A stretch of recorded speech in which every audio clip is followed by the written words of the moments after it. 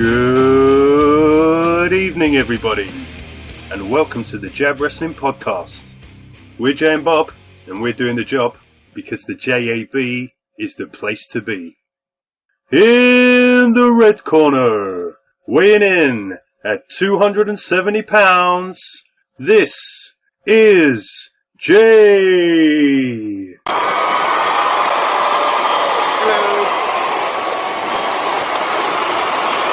And in the blue corner, weighing in at 250 pounds, here's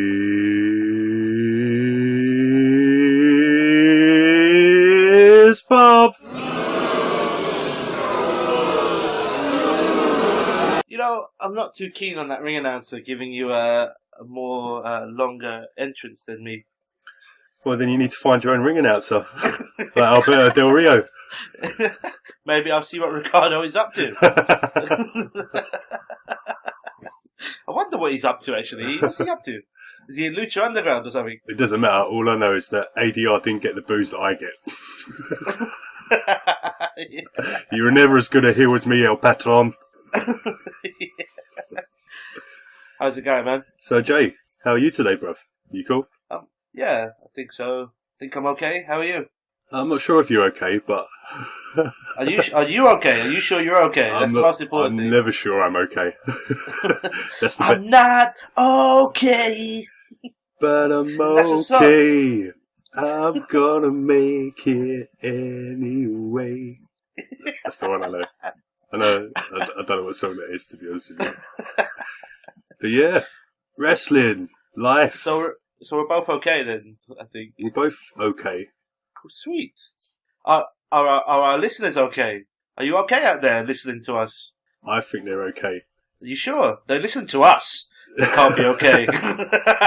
They're like the Irish version of okay, which is KO. They're drunk. And this is the KO show. It is the KO show, indeed. So Jay, and hopefully it will be on Sunday as well. It will be. We've got Survivor Series coming up. We've got a packed show for you today. We've got Raw talk, SmackDown talk, and Survivor Series predictions all in one cheap bundle. This is probably going to be like a 4-hour show, man. This could go on forever. I hope you've got the stomach for it. We're all still alive. Trump hasn't killed anyone yet. No nuclear missiles heading over the Atlantic. He's not actually in charge yet, though, is he? I think everything's gonna be okay. We're back to being okay again, aren't we? Happy? Okay, if you say so. Okay. Don't vote Trump, okay? Because that would be bad, okay? So don't vote Trump, okay? Because that would be bad, okay? So don't do it, okay? It's a bit late for that. It's about 3 years too late. Oh, he seems like a nice man with a feathered wig on his head or whatever it is. I don't know what it is. Oh, mate. Some dead animal. It's crazy. His missus is fit, but they're fucking... Oh, God. He's done alright. I think his daughter's quite fit, actually. Yeah, I know. Have you seen the pictures of him and her? It's like really creepy. She's a very well-spoken lady as well, like, you know what I mean? So, yeah. Well, why were there creepy pictures of her? There's creepy pictures of him and her together. Just like, do you remember the pictures of Hulk Hogan where he was rubbing a suntan lotion on Brooke's ass? Oh, yeah, okay. Yeah, it's kind of creepy along that factor. It's just like how he's grabbing her from behind and like holding her. It's just really creepy, man. Yeah. I can't explain it until you see it yourself, man.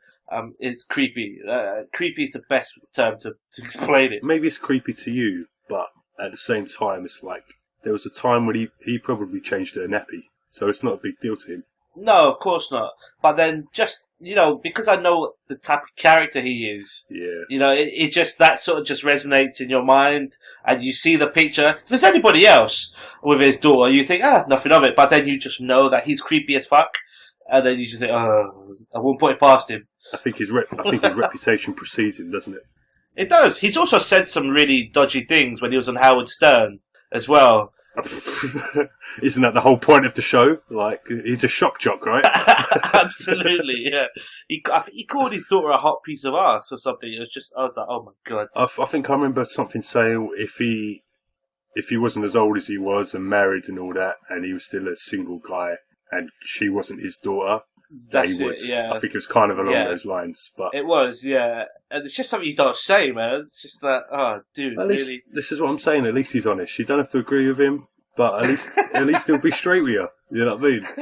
But this isn't some random guy that's on TV. This is the guy that's in charge of the biggest reality show in the world right now. It's like, right. It's this true. is Donald Trump as president, man. But at least we'll have transparency, if nothing else. That is true. That's the only thing. That's the only thing that is absolutely true. He will tell you as it is. He doesn't like you, you'll know about it. Yeah, that's fair enough. So Jay, we've got a lot to pack in today, brother. Should we get on with it? Might as well. Let's do it. Let's talk some pro wrestling, and let's start with Monday Night Raw.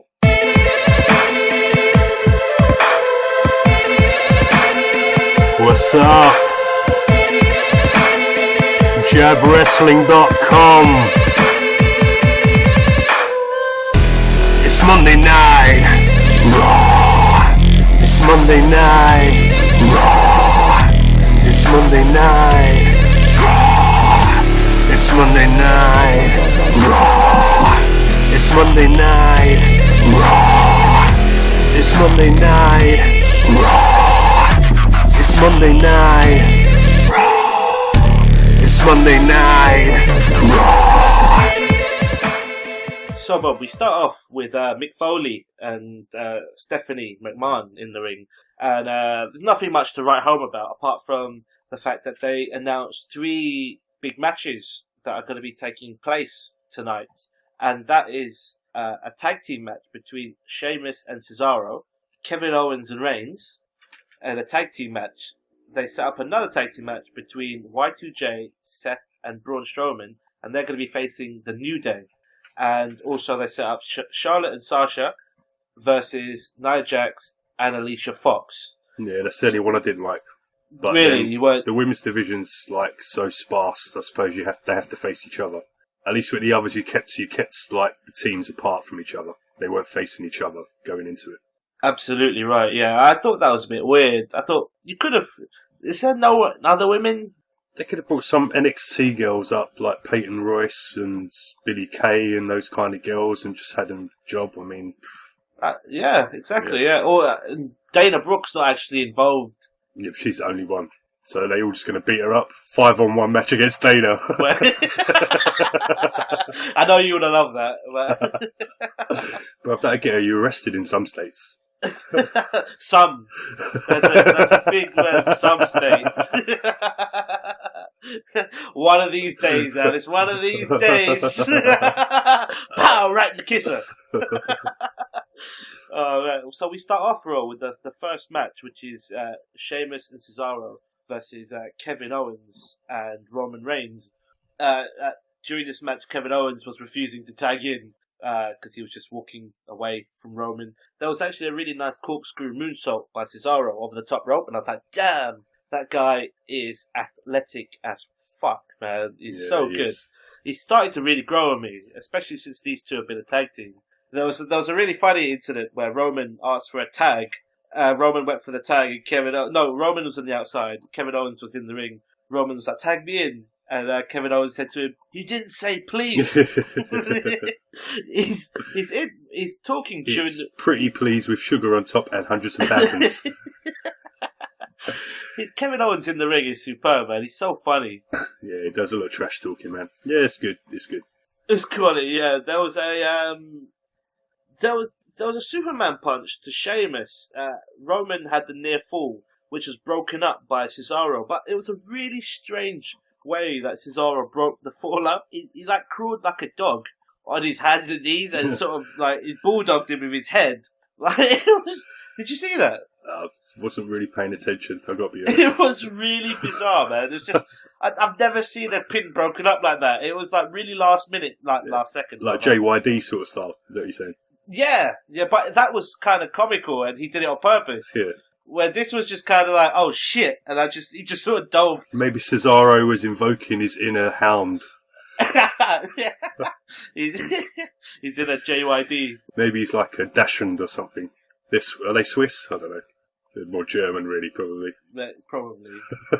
The conclusion of this match, we saw a bro kick to Kevin Owens, but then a Superman punch to Sheamus, and then Roman pulled Kevin Owens on top of Sheamus, who was the little guy, and Kevin Owens picked up the victory, the 1-2-3, over Sheamus, and so sowing some sort of collusion between Reigns and Kevin Owens. What was your thoughts on the ending of this match and the team going over? Well, it's the second time in 2 weeks that Reigns has given KO the win. What was the last one? He Superman punched him and KO fell on top of Jericho. Oh yeah, shit. KO's just better at falling on top of people and pinning them. Yeah, his best friend should be Roman Reigns. It should be. After Triple H, of course. Oh yeah, of course. Yeah, he's got a lot of friends, man. He has. He's got the whole world open him, man. But what was your thoughts on these two guys going over in this match? Yeah, it made sense. A team. It made sense because this is the main event for Raw. I understand what you're saying, because maybe if we didn't have Survivor Series, that would be an unusual thing to do, because Sheamus and Cesaro have been on a bit of a run, and it looks like they're probably going to get a shot at the tag team titles. It's a New Day. Yeah. So I understand what you're saying, but because it's Survivor Series, I'm okay with this. No problem. Yeah. Yeah. I think it was their first loss. As far as I'm aware, I can't recall Sheamus and Cesaro losing prior to this. But they're going up against your Universal and US champion. Oh, yeah, that's the only reason that makes it. And they're not tag champions. So no, okay, fair play. The backstage we saw Y2J, Seth, and Braun Strowman. Y2J says he's going to inspire unity, and he's got a gift for both Seth and Braun Strowman. Unity! I knew it when I wrote that down. I was like, oh man, he's going to do that. This was brilliant, man. I love this. Jay, can I just say one thing to you? Please, go ahead. Gil, bye.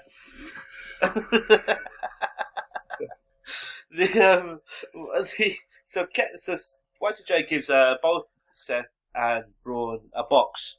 Yeah, this is great. Seth was the first to open his up, and lo and behold, it's a scarf. It was a scarf, and he's given the gift, the scarf of Jericho. Try it on, man. It's quality, man. I love it. It's really good. What I wanted him to do is you know, when Rollins was saying he hates scarves and he doesn't wear scarves and all that kind of stuff, I wanted him to pan out, and Braun Strowman's already wearing his. Mate, you know what? Me and you are seriously somehow. There's this connection that's really bizarre, because that's exactly what I wanted to happen. Because the camera did it. It panned. Yeah. And so you couldn't see Braun. I thought, oh, please. It would be so funny if you panned back to Braun. He's got it on. Or he's wearing it as a blindfold or something, or like, just like the way you're not supposed to wear it. Oh, man. But I wouldn't really be in keeping with his character. No, but it would still been hilarious. It would have been funny. It would have been hilarious. Yeah. But then again, Braun did kind of make me laugh, because he says that he wants Y2J. He says, I want that one. Yeah. I want that one. I want that one. No, but you don't like those ones. I want that one. No, but you get ill when you try those ones. But I want that one. All right, we'll get you that one. Okay, then. Y2J gives up his scarf, and then Braun, inexplicably, he tears up the scarf of Jericho, man. I don't like it. Quality. Oh man. Did they have a Little Britain in America? Did they did have a version of it, didn't they? Don't know. They've got little Nazi land going on right now. Oh god. There's Big Trouble in Little China as well, apparently. Is that really? Yeah.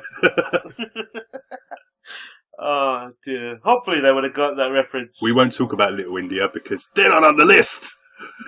Damn right they're not on the list. The next match that we see on Monday Night Raw is a match that was set up because Bo Dallas was unhappy that Sami Zayn was selected as the guy to represent Raw in the Intercontinental title match. Damn right, man. He was NXT champ before Zayn ever came along. Exactly. And so Bo Dallas wasn't happy. So we see Bo versus Sami Zayn. And, so this match wasn't nothing to write home about. But we see the hell of a kick for the win. Halloumi. Sorry. The halloumi kick, the cheesy kick. But I completely agree with Bo that I would have thought it would have been much better to have him on to represent Raw. I really like Bo. It wasn't going to happen. No, but still. Yeah, I love Bo, man. I mean, I'll always believe in Bo. Believe! Damn right, man. I'm a believer in the whole damn family, man. I seriously love it. Jay, when I saw his face, I was a believer. Not a trace of doubt in my mind. Which is the song count. I think that's the second song reference we've already crammed in. Oh dear, what are you, Natalie? Natalie? Natalie? Who's Natalie? Natalie Neidhart. Natalie Neidhart. Yeah. Oh man. Yeah, actually there was an interview with what's his face? The Uber driver, Sami Zayn, with Byron Saxton in the ring. And he says he's hell bent on bringing the IC title back to Monday Night Raw. Yeah. Looking forward to. I'm not invested in Sami at the moment. No. It's not his fault. He's a good wrestler. Do you know what I mean? But I think Bo went out the back and called an Uber. Yeah. Sammy showed up and he went, no, just waved it off. I'll wait. It's fine. I'll get the bus. Backstage, we saw Brian Kendrick addressing the cruiserweights. And he was just basically telling them not to worry. He's got under control. Don't worry. Be happy. Number 3. We should have some sort of competition where they have to make a list. We're going for a record, like a super kick party. You know what I mean? We're like, yeah. We're having a super kick party hits of the 90s. Oh dear. The next match we see on Monday Night Raw is the match between the New Day, Seth Rollins, Jericho, and Braun Strowman. Was that the only time the cruiserweights were on? Yes, it was. Shall we talk about Survivor Series and what's going to happen? Yeah, let's do it. So we've got the cruiserweights division up on the line, as well as the title when Brian Kendrick defends his title against Kalisto. So, Bob, this is huge because this is the entire division. The whole on division. The line. It's like, oh my god. Foley really believes in Brian Kendrick, doesn't he? He does. He must do. So how do you see this match going down? Do you see the cruiserweights being on SmackDown? I can see it, but I feel like Raw needs them more. But with this 205 live show, from what I understand, it's going to be taped after SmackDown, or it's going to be shown after SmackDown. I mean, it's 205 live, right? So it must be live, I assume. Yes. You would have thought so. So from what I understand, it's going to be live on after SmackDown, like in the same arena. As far as I'm aware, I don't know if that's the case, but that's what I've heard. So to me, that it makes sense that SmackDown get it. But then again, it is a 2-hour show. And Raw is 3 hours, and how will Raw manage to, fill that void that's going to be left by the cruiserweights? Well, they'll have to. Maybe they can start writing some stories now. Instead of spending all their time changing from red ropes to purple ropes.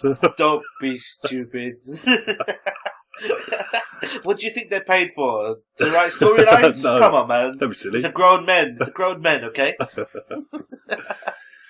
Yeah, but it's just that little caveat of SmackDown, it being on after SmackDown, that makes me think. Also, because you had the whole Kendrick addressing the whole cruiserweight division. Yes. Do you think that they all turn on Kendrick and they want to go to SmackDown? or they don't want Kendrick to be champion. And they're fine being on SmackDown. Yeah. Do you think that's possible as well? You see, what I thought is that Kendrick would be the one to screw over the lockup. So he could possibly retain the title, but the division still goes over to SmackDown. How would that work? Because he just needs to he just needs to lose by DQ. And then technically Kalisto would win, and then he retains the title, and then the Cruiserweights go over to SmackDown. But is that like definite? Don't they have to have the champion in order to bring it over? It never said anything about it. Didn't, did it? Title needs to change hands. No. So that's where I think, could Kendrick screw over the locker room? Why would he do that though? That makes no sense. I can understand him doing it to keep the title. You know, he may just want to be on SmackDown. Yeah, hook up with Daniel Bryan, his mate. Exactly. So how do you see this going, Jake? I think that somehow the SmackDown will get the Cruiserweight division. One, for two reasons. One, because I think they'll do it better than Raw's doing it, and they've probably acknowledged that SmackDown would do it better. They'll probably invest more time in it. And two, as part of the Jab Wrestling show, I think you would do the Cruiserweights a lot more justice if they're on SmackDown. I'd give them all pet names if nothing else. I wonder what I could call Lindsay Dorado. That's going to be a hard one to come up with. Hey, Dory. El Dorado. So, I'm going to go with Kalisto winning, but not winning the title, and the Cruiserweights going over to SmackDown. So, technically, I'm going with Kalisto as my pick. So, you're picking Kalisto? Yeah. I'm picking Kalisto. Are you kidding me? Yeah, I'm picking Kalisto. And it's because I think the Cruiserweights are going to be on SmackDown. I do too. And I agree with you. I think SmackDown would do much better with the Cruiserweight division. The thing is, because you've got the 205 Live show going on with SmackDown, it's a bit overkill. So maybe they only get one segment on SmackDown and not two. It's only a 2-hour show. Yeah, and they only need because of the creation of this new 205 Live. Yeah, and the 205 Live can set up the SmackDown match for next week or whatever. Absolutely. Do you know what I mean? Yeah, and it's a lot more time you're able to invest in a lot of these superstars. But at the same time, I feel Raw needs the Cruiserweight division just because of the gaping holes they're going to have in a 3-hour show. Absolutely, yeah. Absolutely. And speaking of gaping holes, bruv, this pay-per-view is 4 hours and we've only had 6 matches booked. How is this going to work? That's not including the pre-show. I don't know of any pre-show. They would have announced something if there was going to be a pre-show, they would have announced it by now, wouldn't they? There's going to be a pre-show. And let's just hope it's not a 2-hour pre-show, because we don't need that. Do you think there'll be an inter-brand pre-show, maybe?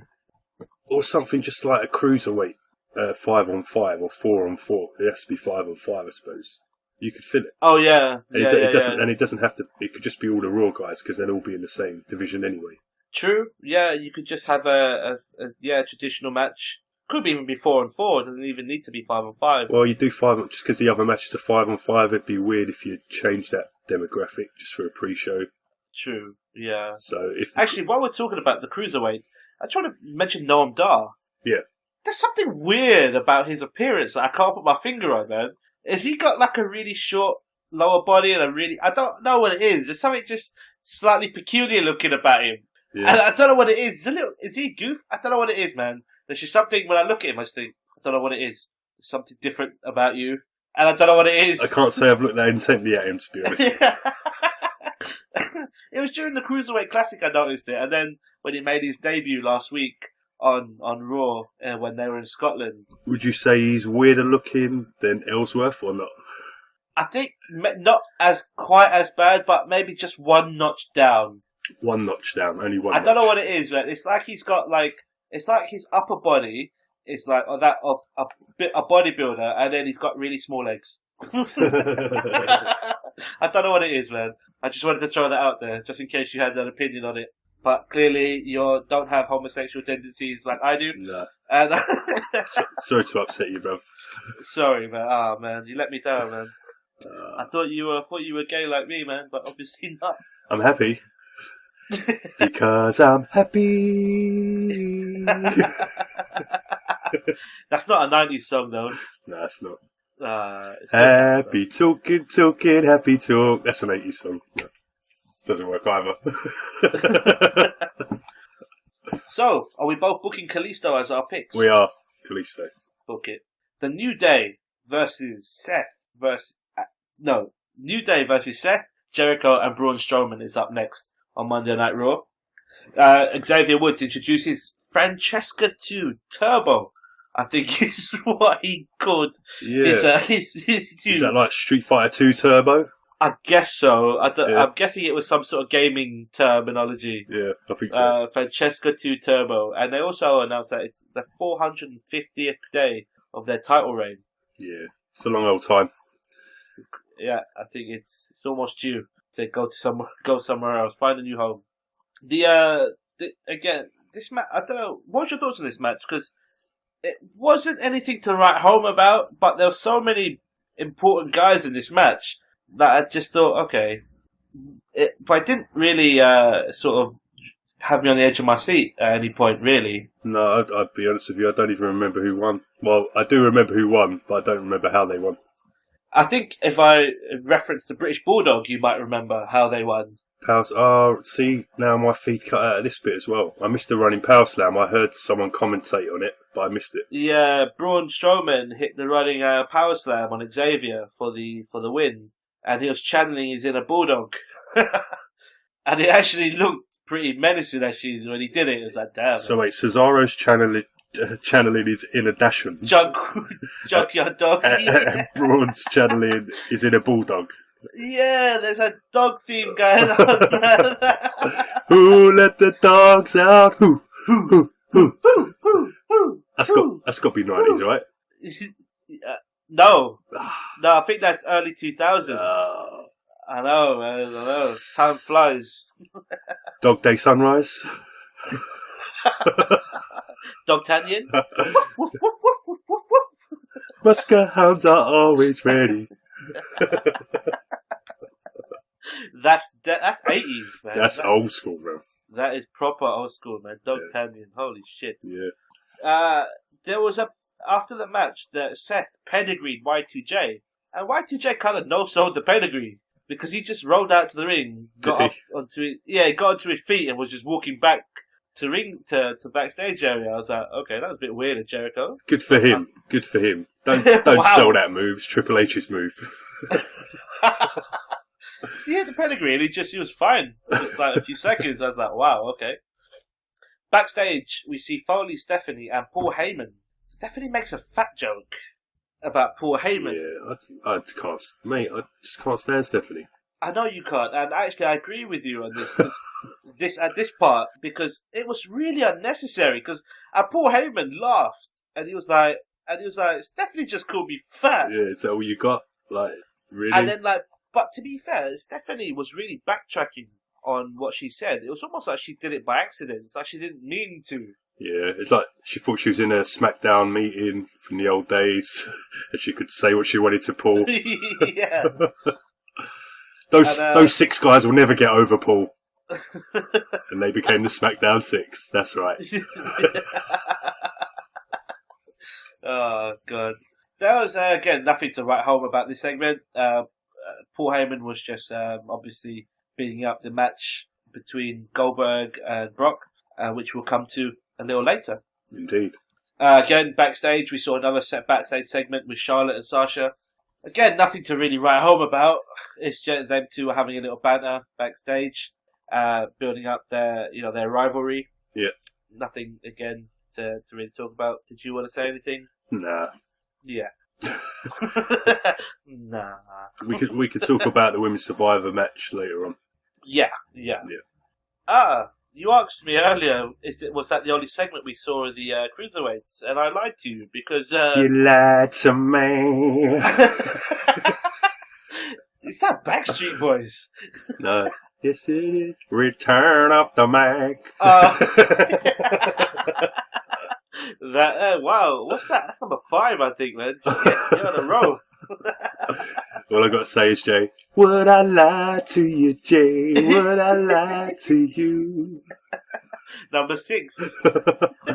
And yes, you would lie to me. You would totally lie. Oh man! So we see Brian Kendrick versus Sin Cara. Yeah, this was a pointless match, wasn't it? It was completely pointless. Apart from the fact that Sin Cara had a new entrance theme. Did he? I didn't even notice. This match was so important, I didn't notice.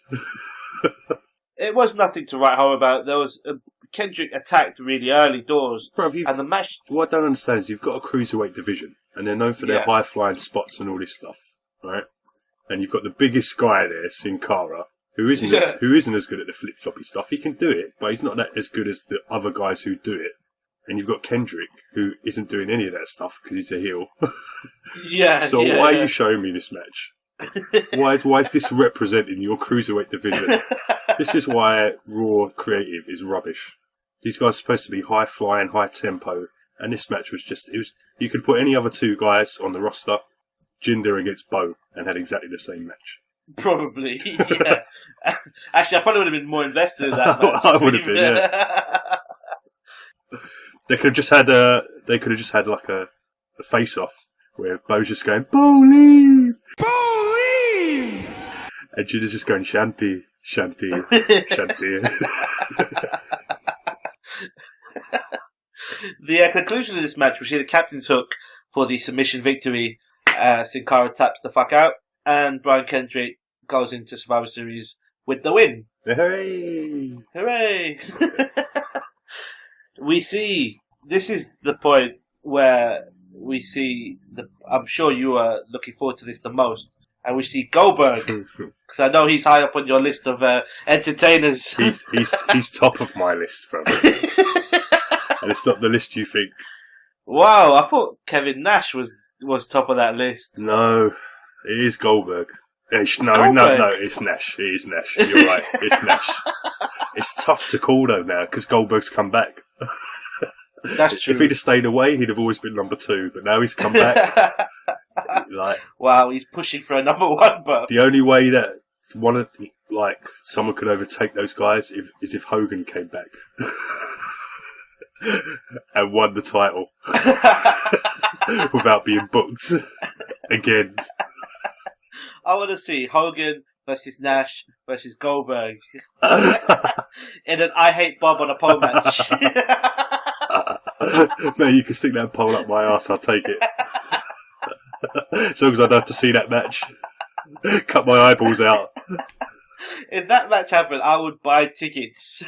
And I would take you there myself. And you would have 2 seats. All to yourself. Oh, damn. So, we get to the point where we see the face-off between Goldberg and Brock Lesnar. And Goldberg said that he wants to get it on with Brock. Let's get it on. What a strange thing to say. Oh man, Hamus. Hamus? Is that like a haggis? But like for Scottish haggis? A Hamus? It's Heyman and Sheamus' love child. Hamus. Hamish. Oh man, Heyman. Fuck me, Heyman. He's a genius, isn't he? At drawing heat. He's an absolute genius when it comes to drawing heat. He is. He did so well. I really didn't like this segment. I didn't like it too. But there was, but the crowd, I gotta give the crowd credit. Yeah, no, the crowd got into it because... The crowd played along correctly. That's because he wasn't in his hometown, Brock. No, exactly, yeah. But even so, even not in your hometown, I still would have thought that Brock would have been over as hell. But the crowd were doing the whole Goldberg chants and they were really up for it. And it really helped the segment. Even though it wasn't the greatest segment. But what I didn't understand was that they called it a face-to-face. With about 15 guys in between them. And we had a diagonal line of security guards. Half of them facing one way, half of them facing the other. And the second Brock Lesnar got in the ring, he just walked straight through them. As if to say, you might as well not be here. Exactly. You know what I mean? Like, you're pointless being here. Like, there's no reason for you to be here. And it was just pointless. To me, it was a pointless segment. It added some fuel to the fire between the two. For people who care, it did. Yeah, because what it did is it made Goldberg look strong, didn't it? Because he beat up all the Rent-A-Cops. That was the idea.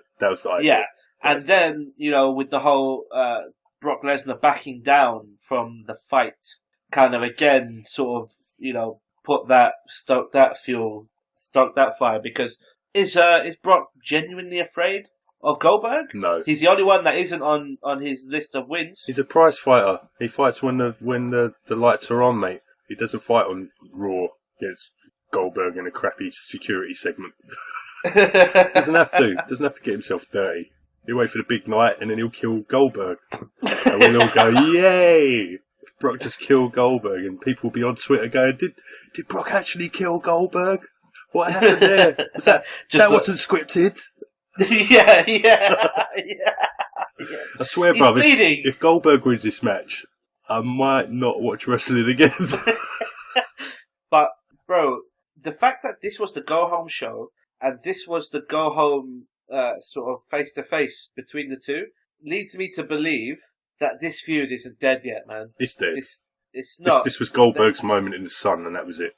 I think that this was a way of them doing it without having any actual physical interaction. But what's going to piss me off is that when we see this match, we better get them go straight at it from the start, because the way they built it on this show. So I'm going to ask you two questions now. One sec, right? Because they built this in a way, right, where now there's fire to do with his family. He said some things about his family and he doesn't like that. So now Goldberg's fired up. So if this match starts and Goldberg doesn't go straight after him, I'm going to hate the match to begin with. And I know what they're going to do. They're going to do 5 minutes of pouncing around, getting the crowd to chant while they face off, and nothing's going to happen. And like Hogan and Rock back in the day, where it was just 5 minutes of the crowd. That's what I'm going to see, because Goldberg can't go 15 minutes. He looks in good shape, to be fair to him. It does look in good shape, yeah. But obviously not on the steroids anymore. So my two questions to you are, number one, yeah. Where do you see this placement on the card? Is it the main event or is it somewhere in the middle? I hope not, but it's going to be the main event. I hope it's not the main event. How can it be the main event if, when you've got SmackDown versus Raw and you've got the two world champions? Don't tell me that, bruv. I'm with you. I'm with you all the way, man. Sorry. I'm sick of you, Bob. I'm sick of your decisions. I'm sick of you writing this show and I have to review it every week and try and pretend that it's good. But it fucking sucks because I have to talk about old guys coming back who didn't deserve a spot in the first place. Oh dear. And my second question for you is how do you see this match going down? Wow. So that is Barack says, Barack says. I'm talking about Obama, of course. Clearly. So you're locking it in. I'm with Brock. I'm a lock for Brock. You're a lock for Brock. Suck it to him. Goldberg, tick-tock. I suppose the only way that I still see this feud not dying at Survivor Series. You don't see Goldberg dying at Survivor Series, because I do. If he survives... If he can go longer than 10 minutes, I'll be shocked. Without the 5 minutes of wasting time. Yeah. I suppose Brock has to win, because then it'll be 1-1. And then we'll see a rubber match. It's not 1-1.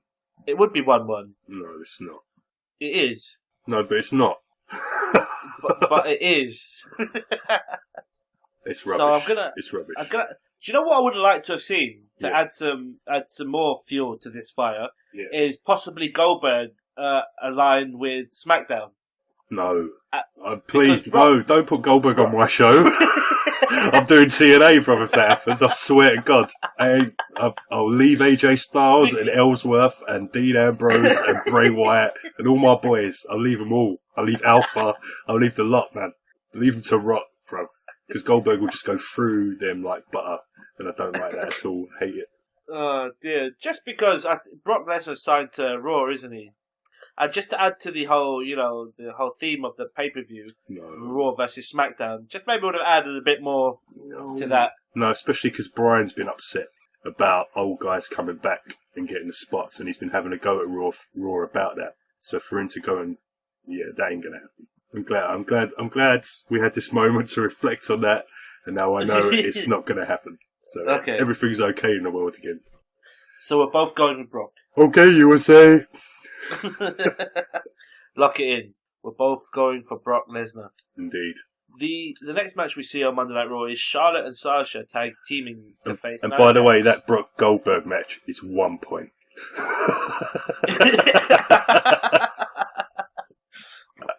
1 point. Wow. That's it. That's all he's getting. As I said, so Charlotte and Sasha tagging up to face Nia Jax and Alicia Fox. What was your thoughts on this match? Did you? It wasn't nothing to write home about. It was nice to see Charlotte and Sasha. Was it Charlotte and Sasha on the same side? It was, yeah. It was nice to see them working together, even though they didn't want to reluctantly, but like they did kind of work together. They did get into a little. They did get into it a little. Yeah, it's like a bit of win-ups womanship. Such a word exists. Yeah. One-ups womanship. Yeah. But Sasha, the conclusion of this match, Sasha locked in the bank statement, I think on Foxy for the win. Yeah, you knew Foxy was going to take the Duke, man. Yeah. I'm still not sold on Nia Jax. I'm really not. No? No, I think she needs more time. I won't push her to the top just yet. I'd let her bleed out with the Danas and that's the thing, there's not really much depth there, is there? No, not really. You can't really put her against Fox again. No. She's already been killed once. It's a bit harsh to kill her again. Yeah. The next match that we see up on Monday Night Raw is Enzo, Cass, Doc and Carl versus Primo, Epico, Goldust, and R-Truth. Yeah. Again, this show really wasn't about the wrestling, was it? It's pretty awful for wrestling, bro. Yeah, because again, this match was nothing to write home about. We just saw the Magic Killer on Primo for the win. Yeah, really. What we're finding out is the teams and the people who are going to get eliminated first in the Survivor Series. Yes, we've got Alicia Fox and the Shining Stars. Yeah. Oh dear. We come to the point of the night where we is there any more tag team stuff on this card? Yeah. No. Do you want to talk about the tag team Survivor Series match then? Yes, let's do it. Yes, that's a good point. While we're here, yeah. So at Survivor Series, we will be seeing a crazy 10-on-10 Survivor Series tag match. Yeah. And the Raw team consists of The New Day, Sheamus and Cesaro, Doc and Carl, Enzo Amore and Big Cass, and the Shining Stars.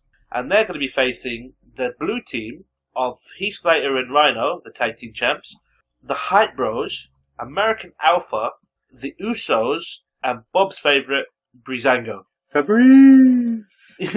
So this is mental. This is 10-on-10. Mate. I don't even know there's going to be enough space to stand on the outside of the ring. Well, they showed on SmackDown, they did a 16-man tag match, which we'll talk about later. So it's only 4 more people. I mean, it's not beyond the realms of possibility, right? This is going to be carnage, Mate, this match. I think this could be the match of the night. I think this could steal the show. Yeah, if it's booked well, it could really steal the show. There's going to be so much spots in this match, as all the Survivor Series match. And you're absolutely right. I know you were referencing a Survivor Series from back in the early 90s, weren't you? That had a tag team. It was the 80s. It was the 80s. It was the second annual Survivor Series, so it probably would have been 88, maybe. I want to say 88. And there was and you were quite hot on that match, weren't you? It's one of the best survival matches ever. It's awesome. So, how do you see this match playing out? Will we see early eliminations, really early doors? So we get it down to like a 3, like a Shining Stars have gone, done. So yeah. So we can eliminate teams that we think are not going to be there. 'Cause I think Breezango are probably. Breezango won't be there. Hypes won't be there. No, that's right. So we'll probably be left with Enzo, the Alpha. Enzo and Kaz won't be there. You think they'll go? They'll go.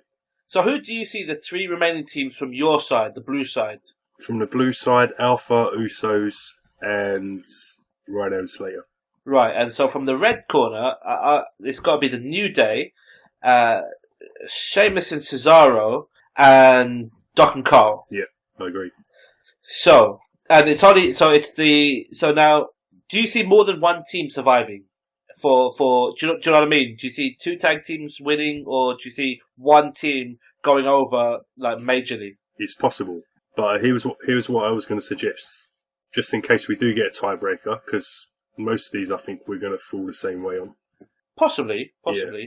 I think there's one or two. I think this is what. Well, actually, I don't think this is one of the matches. I think we've already had one, which was the cruiserweight match that could go either way. Yes.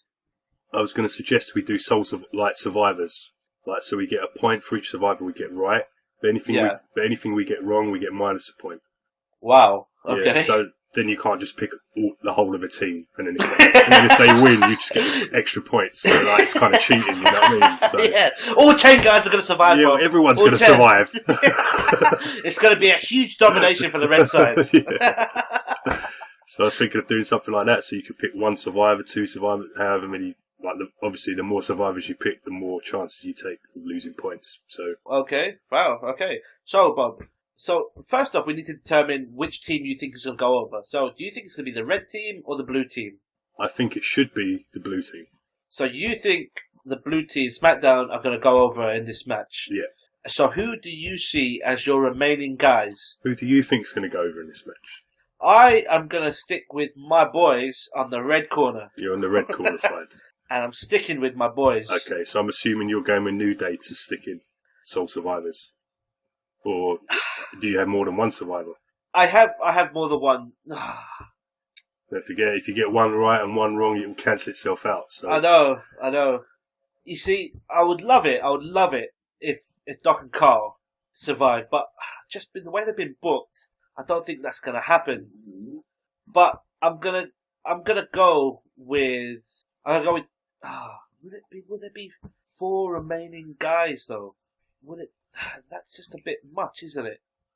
Did I pick the last one? Damn it! I should have picked the other one first. Should have let you go first. Will we see Big E and Kofi, or Woods and Kofi? Or Woods I would expect it would Big be E? Kofi and Big E. Kofi and Big Makes E. sense, I'd makes sense. expect. Yeah. But you see, Sheamus and Cesaro are the ones for me that are because Mick and the WWE have been quite hot on these two, but then they did lose to Kevin Owens. Oh dear, this is a killer, man. I'm gonna go with. Oh Jesus. Jesus isn't in it, I don't think. Oh. Could ask him. Can I ask you? Yeah. Can I phone Jesus? He might sub for the Shining Stars. Can't do any worse. So I'm gonna go. So Bob thinks Jesus might get a crucifix pin on someone. in a Jesus Christ pose. I got a song reference. Hey! And that was early 90s. It was. Hey! It might have been 80s. End of the 80s. No way. Might have been. No, it couldn't have been. It's early days of grunge. Damn. So you're going with SmackDown, so I'm thinking that you're thinking that Alpha are going to be the guys to go over. And if that's the case, then Alpha standing tall for you means that it probably would be them up against, it's probably a feel-good factor match. It'll probably be the New Day.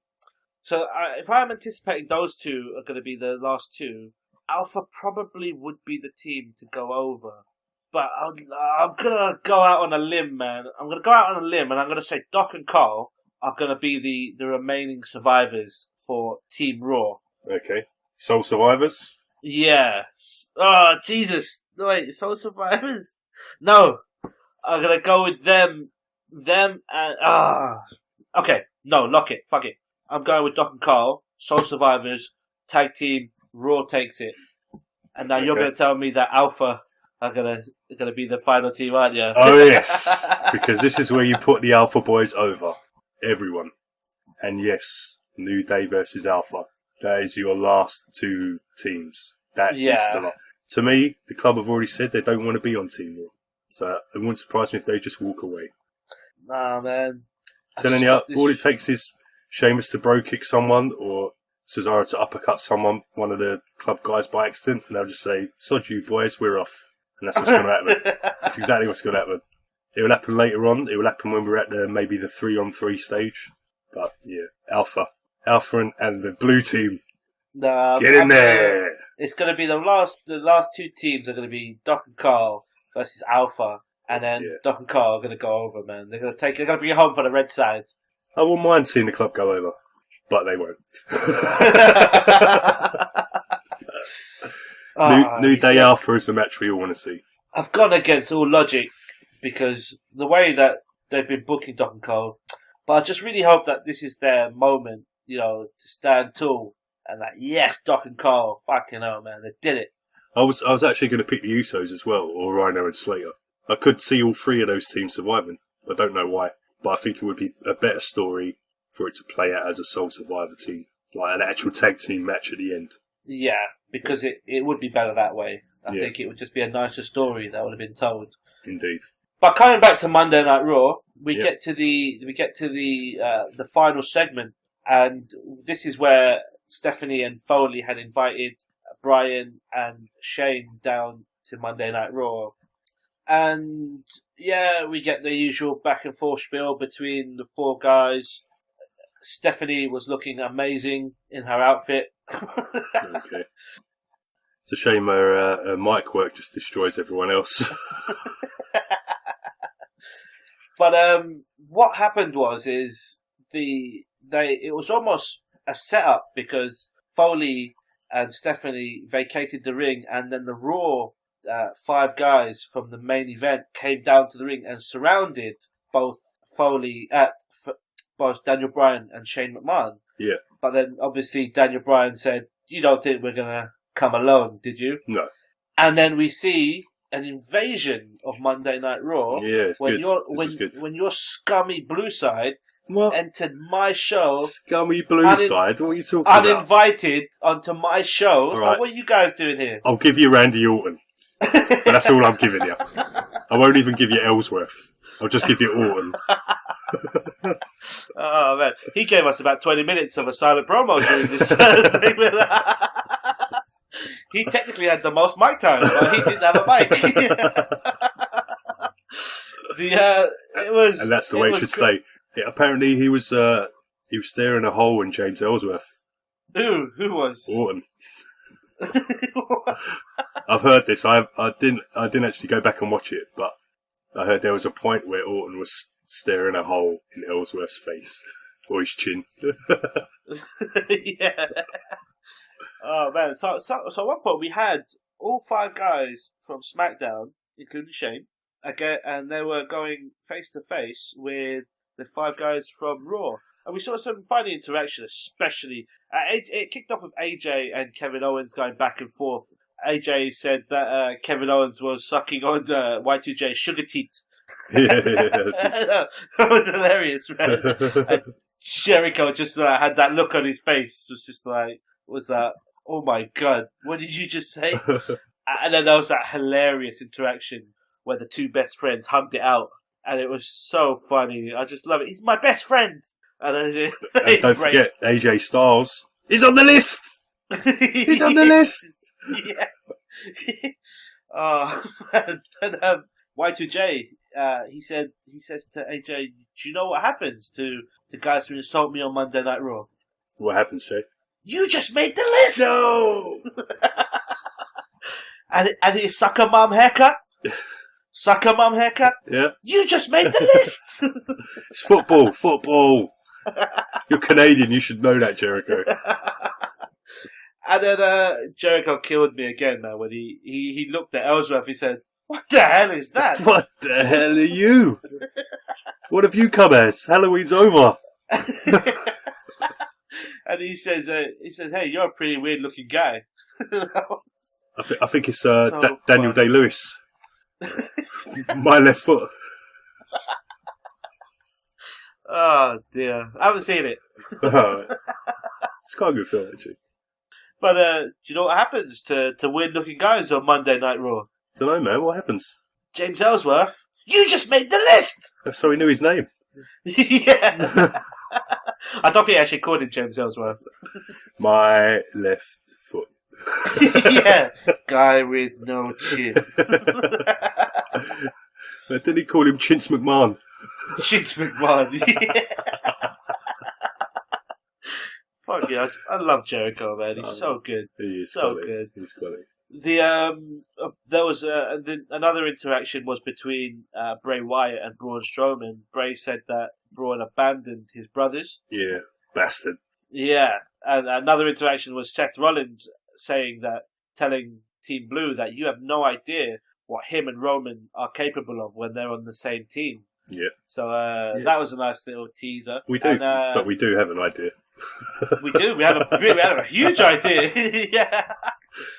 They were tag team champions. Absolutely. And then Ambrose takes the mic, starts pacing up and down, not happy, and then he just decides to attack. I think he sparks Seth Rollins, and then we have a huge melee. I think it was the Supermoon that did it because he's a lunatic. Very good. Are you writing that down? I saw you pick up your pen. I'm picking up my lighter. I thought you impressed yourself with that joke. I impressed myself so much I'm going to have a little puff. What? Del boy, my son.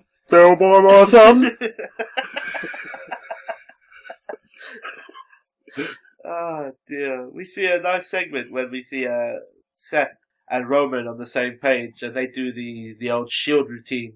And I can't remember who it was, and they powerbomb somebody on the outside to the whole team, the SmackDown team on the outside. It was AJ. It was AJ. Was it AJ? Yeah. Holy shit. Yeah. And it was Raw standing tall after the SmackDown team invaded Monday Night Raw. What was your thoughts on this, Bob? Yeah. Go home short. Yeah, I mean, like I said, my feed was cutting in and out of this, so some of the interaction I didn't actually see. I didn't see the Jericho stuff from there till... Well, I didn't see it till the end, and then because I watched the State of the World address... State of the World. I know that's a Biohazard song, but... Yeah. Because I saw that, they showed a replay of all the shenanigans at the end with the super punches and all that kind of stuff and the power bomb. Sure. So yeah, I had a pretty good idea of what happened, but yeah, I enjoyed it. What I liked about it was the face-off between the five guys, and it was the first time it struck and dawned on me that they have made a good job of this brand split, because we were seeing these guys wrestle each other quite a lot. Yeah. And now they all seem like fresh matchups. You know, that's a very good point. KO and Styles as champions. Yeah. Going against each other. You've got Reigns and Rollins, who are now back together again, going against their brother Ambrose. You know absolutely. I mean? Then you've got, like you said, the Wyatts against Braun Strowman. So there's so many crossover stuff here. You know what I mean? Really, the odd one out was Shane, really, wasn't he? And I was hoping that during SmackDown that they would replace him. Bruv, I'm going to cry about that. Watch. Yeah. I'm looking forward to that. Yay. Spoiler alert. Let's see a grown man cry. Damn you. Don't you cry tonight. I still love you, baby. I don't know what. I think we were on about 8 song references. That was definitely already, a 90s tune. That was definitely, yeah. Or it might be really early 90s. It was. Yeah, it was like 91 or something, wasn't it? About then, around then. Probably a bit later, but around then, yeah. Awesome. So, we've reviewed Raw. We've done about 8 or 9 song references. Indeed. And we've done 2 picks as well, haven't we? We've picked 3 picks. 3 picks, yeah. The Cruiserweights, yeah, and the tag team match, and Brock and Goldberg. Sweet. And did you see State of the World address? I did miss the State of the World address. Right, the basic premise was it was like Talking Smack, Talking Raw, whatever they call it now, Raw Talk. It was Renee with, well, first of all we had Paul Heyman bigging up the Goldberg Brock Lesnar match till the GMs and the commissioners came backstage from the live show. Right. And yeah, it was basically Brian and Shane against Foley and Stephanie. And Stephanie just kept saying the same things over and over again. Just kind of kept trying to bring it back to Survivor Series and kind of kept cutting people off and stuff. And just like, Raw's going to beat SmackDown and we're the best. But she kept saying it like over and over again, just in different ways. So it's kind of like you've got nothing to say really, have you? So just don't say anything. It's best. Yeah. Whereas Mick Foley was saying far, far too much. He was wandering off on his own little tangents, going nowhere. And like every now and then Shane was like, I think there was a question where they said, do you think you could work with Daniel Bryan? They asked Foley. And then he started going off on this thing about Stephanie McMahon, talking about working with Stephanie and how like she's into the charity work and all that and stuff. This is stuff he's learnt from her. And it's like, Shane's like, what? Like, let's get back to what we were talking about, Survivor Series. and then Mick Foley's like, I was just answering the question. And like, Brian's like, you didn't answer the question. What are you talking about? Brian was the only one talking any sense to this man. He was wicked. And Foley did something where he said about Daniel Bryan that Bryan doesn't care enough. He said something along those lines. He said, if you'd walk out tomorrow. He goes, but I've come back because I care and I want to see these guys succeed and I want to give them. And Bryan was like, well, you can do that. That's fine. But don't say that I don't care. It's like, there's nothing I'd love more than to wrestle. And he said, and don't forget, you quit as general manager one time. Yeah, and then he mentioned, and then they thought he sounded like he was running Foley down. And then Foley was basically saying, see if they're still chanting your name in 16 years. And Brian was like, that's not where I was going with this. Do you know what I mean? Yeah. And then Stephanie was like, yeah, this guy's a legend and all this and blah, blah, blah, blah. And Brian was like, wait a minute. Don't talk to me about that stuff. Yeah, what's going on here? Yeah, like, we saw Foley when he was in WCW and ECW long before he came to WWE. You even left and went to TNA to work. Like, he mentioned TNA, mate. I couldn't believe it. I was like, wow, Brian's blowing my mind right now. It was wicked. And he just made them both look really, really stupid. He really did. Wow. With everything he was saying, and it was just on point all the time. I was just like, yeah, I love you, Dave. He even mentioned TNA. Going to TNA. Wow. Yeah. Well, he was TNA World Champion for a short period of time. Was he, Mick Foley? Yeah, just a couple of months. I think he won some hardcore match or something. I think it's probably one of them King of the Mountain things. Okay. Those contraptions where it was like it was a match where it was like 6 guys usually, and whoever lost, if you got pinned, if you got pinned, there was like a cage where it's like you got a 2-minute kind of in the cage. Okay. You know, like they give them in ice hockey when they tell them to get off the field. A penalty, yeah. So it's like that, penalty box, but it's like a cage, and then the person who pinned the person could now climb and get the ladder. But you couldn't, and get the title, and you couldn't do it until you pinned someone. Wow. Yeah. It was really contrived, but it always seemed to work until they brought it back, and it was terrible when they brought it back. But, yeah. So, Daniel Bryan, thumbs up. Thumbs up to Daniel Bryan. And sadly, Steph and Foley talked for most of that show, and they really didn't do anything for it. I mean, Foley was firing up and stuff, and Foley was doing that thing where he'll say something, he goes around the houses, but he'll always come back to that point, and Stephanie kept cutting him off and like stopping him from doing that. Yeah. And you could see there was like a bit of friction there and stuff, but you know, at least Mick Foley. With Mick Foley, I've noticed a lot with him recently on Raw that he does tend to go off on a tangent, but also he it's like he's not good with the scripted stuff, is he? They don't script him. That's pretty obvious to me. That's pretty obvious. They're probably giving bullet points, right? And he goes out and does what he wants. So he wasn't scripted here at all. I can tell you that for nothing. So he goes. You got to watch it. You got to watch it, Jay. I will. Just to humour yourself, if nothing else. Jeez. It's like it's not the sort of thing I'd say you have to watch. You know what I mean? But. Yeah. But even on Raw, because like Stephanie and him, when they're doing their interactions, he blows his spots a lot because like Stephanie has to bring it back and say to him, "Oh no, you've sort of you've jumped ahead," and like because like on Monday Night Raw this week, Mick Foley he had announced like, "Oh yeah, this match is next," and then like Stephanie was like, "Oh no, wait, hold on." We haven't finished yet, Mick. Still got a couple of more matches to announce yet. Do you know what I mean? It's just like, whoa. So Foley, it's not great with that stuff.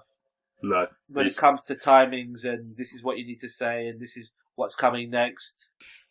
Yeah. It is what it is. At least he's fired up. He's got the emotion. There is an emotional attachment. It's just as long as you're not paying any attention to what he's saying. It's fine. Yeah.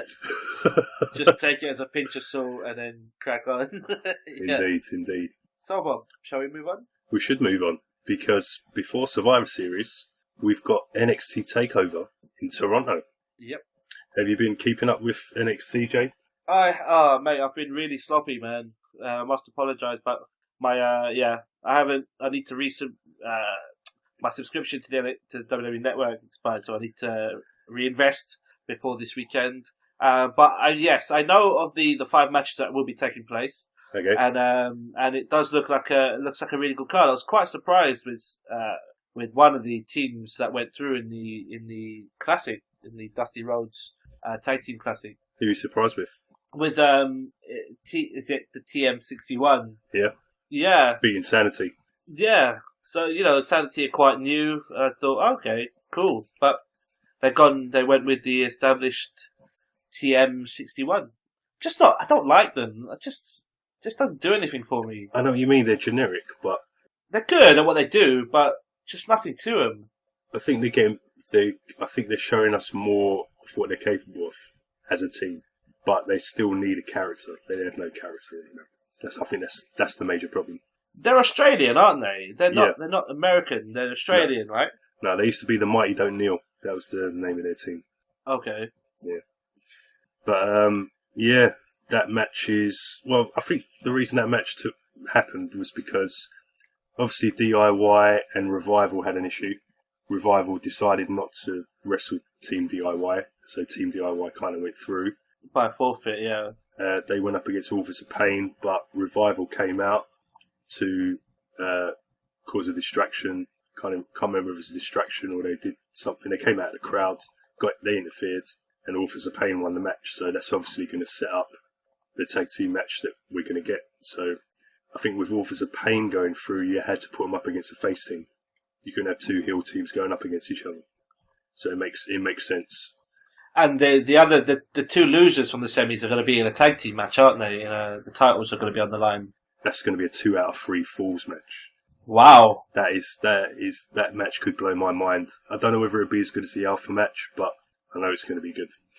We've seen 2 out of 3 falls. Holy shit. We saw these 2 before at TakeOver, didn't we? Yeah, it was the last one. It was amazing, wasn't it? Yeah. Oh my god. They fought a few times because Team DIY did beat them. I think just before they won the titles back off Alpha. So, yeah, they have a historical rivalry. Well, it's not historical, it's like the last few months. Yeah, that's the match I'm most looking forward to on the night. Definitely the 2 out of 3 falls match. Which is unusual because this is quite a stacked card. You've got, like we said, Authors of Pain against TM61 for the Dusty Classic.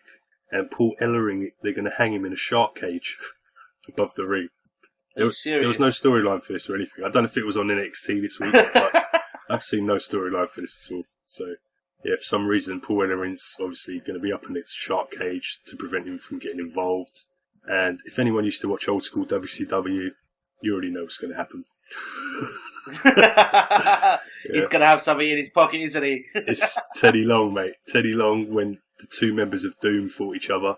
The Doom were the Natural Butch Reed and my good friend Ron Simmons. Hey, he's back. How you doing, Ron? Got anywhere? That's right, mate. Oh, alright, sorry, man. I won't mention Butch Reed again. There's still animosity there, you see. Teddy, I sent you a Christmas card. It's a bit early for a Christmas card. Alright, okay. Fair enough. For those of you listening at home, what's really weird is Bobby's actually looking in the direction of where Teddy Long and obviously Ron Simmons are in his room. Well, why would I not speak to Ron like face to face? My name's not Goldberg. I'm not going to say I'm going to go face to face with someone and not be face to face with them. That's just rude, man. That's disrespect. Very good. What was that, Ron? Well, yeah, he agrees. Oh dear. But yeah, it was the old Teddy Long because they were fighting. It was when they split up. All right, Ron, calm down. I'm just going to tell him about what happened, about how Natural Butcher Reed pissed you off, man. All right, chill, bro. Cool. Yeah, so they fought each other, and Teddy Long threw out a chain from the cage, and it was supposed to be for Butcher Reed, but obviously my man Ron Simmons got it and wrapped it around his fist and punched him. Yeah. So that's what's going to happen. We already know what's going to happen. Officer Payne are going over, I think. I don't see. I hope so. I don't see TM61. They might do it, but I really like Authors of Pain. They haven't lost as well, so it makes sense. And they're really young as well, man. Like, what? They're like in their early 20s, aren't they? Yeah. Their names are like Occam and Razor. Occam's Razor. Razor and Akam, yeah. Occam's Razor. That's like something to do. There's some kind of. I'm going to have to Google that, find out what it is. But they're Asian, aren't they? They're of Asian descent. Asian persuasion. Asian persuasion. Yeah. Well, one of them might be an Arab. That's what it means. Asian of persuasion. AOP. Get down with AOP. No, man, the card looks great. And you've got Bobby Roode as well. Bobby Roode against Ty Dillinger. I think it's pretty obvious Roode's going to go over. Has to. When's he coming up? Not anytime soon, I don't think. Because right now he's still kind of, Ty Dillinger's kind of a jobber on NXT, really. So he's kind of still at that kind of just bedding in level sort of thing. I actually think DIY might win the titles off Revival. I could see that happening. They've held the titles for a while. Yeah, especially if AOP win, then that sets up the next feud, doesn't it? Gargano and Ciampa against Authors of Pain. Yeah. That'd be sweet, man. Yeah, and then maybe Revival could come up, because they deserve to come up. True. And they're probably... What brand do you think? I'd put them on SmackDown, but I think Raw needs them. Yeah, you're probably right. Yeah. Because they'll probably get, locked in the mix with Alpha. But, mate, them and Alpha, just... The matches they had blew my mind. They blew my mind, those matches. Every single match they had was awesome. Tag team wrestling at its finest, like, you know what I mean? Back to the 80s days. Back to the old school days. Raw should have called them up for Survivor Series and have had them on the team. I was thinking something like that was going to happen, but it didn't transpire that way, so... Then we have Epico and Primo. yeah, it's true.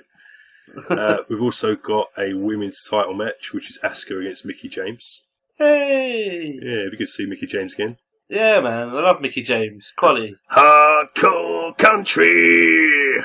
But yeah, I think this is pretty much Asuka winning. I don't see it going any other way. It doesn't mean to say that Mickie James won't stick around.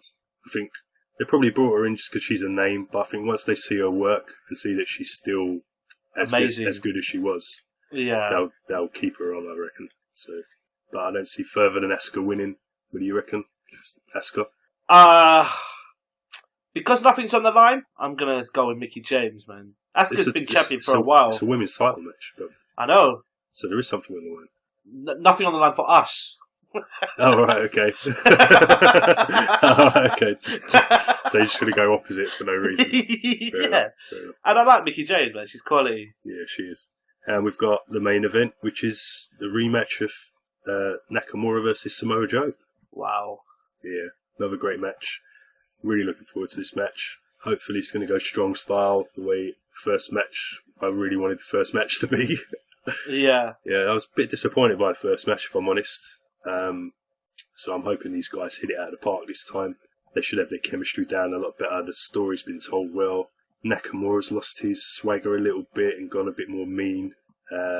It should be an awesome match.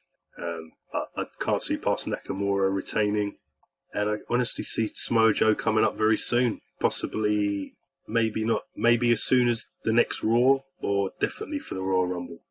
Wow. What brand? You think Raw? You think he's going to be on the Raw brand? He'd suit SmackDown better, again. I think all the good wrestlers suit SmackDown better. Yeah, I know. Because of the chemistry that some of these guys have, like with AJ Styles. Exactly. Do you know what I mean? That would be that's what we want. We want to see it. We saw that live, didn't we? AJ against Samoa Joe. Did we not? Or what about something like because of what's going on with Miz and Bryan? Bryan brings Samoa Joe in to face the Miz for the IC title. That's if, obviously, they keep the IC title on SmackDown. Yeah. You know, something like that, maybe. Maybe.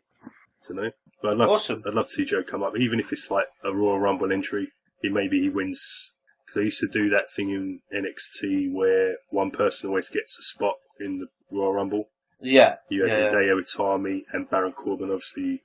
Oh no, that was for the Andre the Giant Battle Royal, wasn't it? At WrestleMania, wasn't for Royal Rumble. You're right, yeah, it was, yeah. Because, For Baron Corbin, it was, yeah. Yeah. Well, it'd be nice if they did that for the Rumble, and then just put an NXT guy in there and it's Joe. That'd be awesome. True. Yeah, so NXT TakeOver. Looking forward to it. Should be good. Definitely. Sorry, I thought that was your cue to that. Delayed reactions. Yeah. Which no one will notice. Yeah. So, Jay, are you ready? So, Bob, are you ready? It's time to talk SmackDown. Are you ready? SmackDown. This is SmackDown. SmackDown. This is SmackDown. SmackDown. This is SmackDown. SmackDown on JabWrestling.com.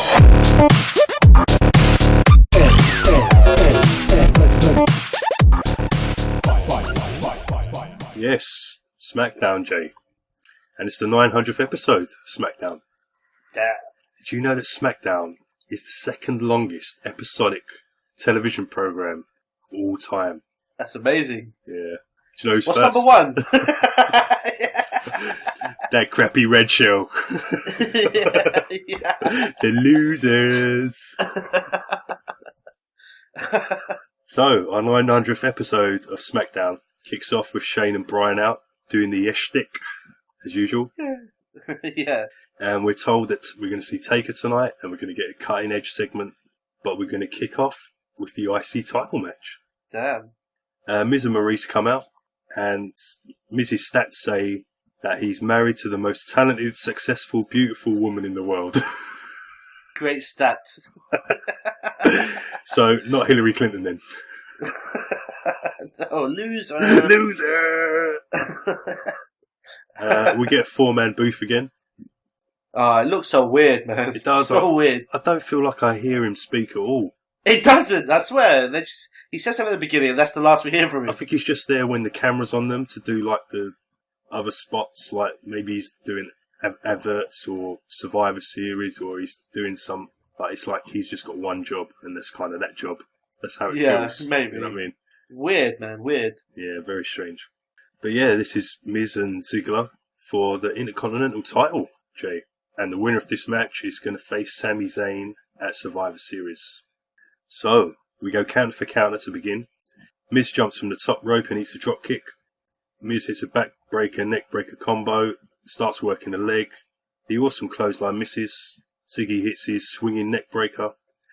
Miz tries a pin with his feet on the ropes, but the ref sees it. Naughty Miz. Miz berates the ref and eats a famouser for two. We get the zigzag blocked. Then Miz starts taunting with the Brian, kicks. Yeah. And he does a running knee. Mishasa! And we get the skull crushing finale. But no! And we get the zigzag for a 3 count. But no! Miz's foot's on the rope. Spirit Squad come out.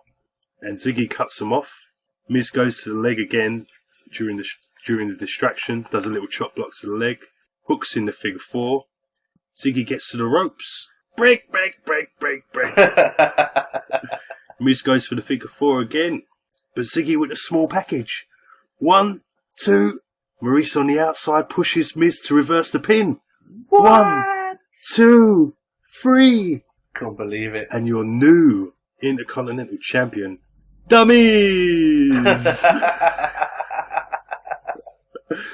We get the Spirit Squad and Maurice celebrating, and Miz is now a 6-time IC champ. And we get the Miz girl in the crowd. Did you see the Miz girl in the crowd? Miz girl number 2. Oh, yeah. She reminded me of the other girl that we saw once. Remember, with the really angry face? Like, Miz girl number 2. This is Miz girl number 2. Because that first one was for the Miz as well, wasn't it? Yeah. Oh, my God. Yeah. Miz girl number 2, brilliant. So Miz will defend his title, newly won title, at Survivor Series against Sami Zayn. What do you think of this match, Jay, and what happened? Oof, wow. They decided to switch the titles. I suppose maybe they didn't want face versus face at Survivor Series. Yeah. But then you could have had Rusev in the match. You could have. You didn't need to go with Sami Zayn. So what does that tell me? That tells me that potentially they want to keep the title on SmackDown, don't they? I think that Miz will beat the Uber driver. Uberman. So you think Miz is going to retain? I think he has to. I got a feeling that Dolph may be the reason why he retains. That makes sense because Ziggler's now not on the pay-per-view. That's right. So maybe he'll come down and help the Miz to keep the title on the show. Do you think they might do something where Ziggler gets involved to upset the Miz and Rusev gets involved to upset Zayn, and then we get a Ziggler-Rusev match on the night? Ooh. Just because we got 6 matches in 4 hours, bruv. That's true. And that would be an awesome match. That's true, and then that would be also an inter-brand match as well, wouldn't it? Yeah. That's a good point, because you have to have Rusev on the damn card, man. Surely, unless he's booked time off, which I don't think he would. He's just been on honeymoon forever. He's had his honeymoon. yeah.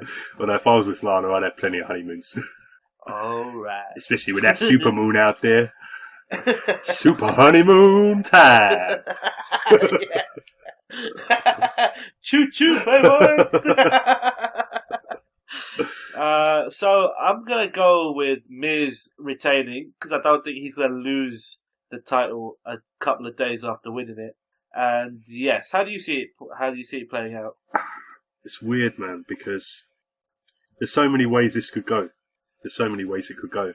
Because I was also thinking about Brian was talking about how Zayn wanted to come to SmackDown and Cesaro.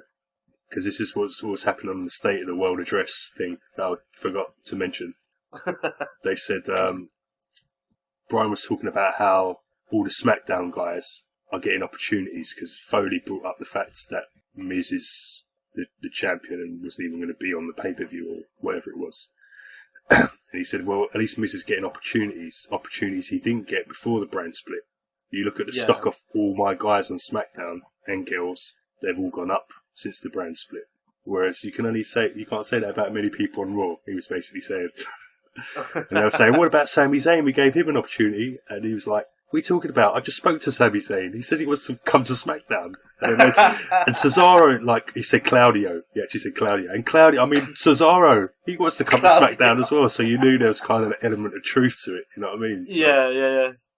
So I was thinking maybe, because Brian hates Miz so much, is it possible that they do a draft before the match where they swap Zayn for Miz?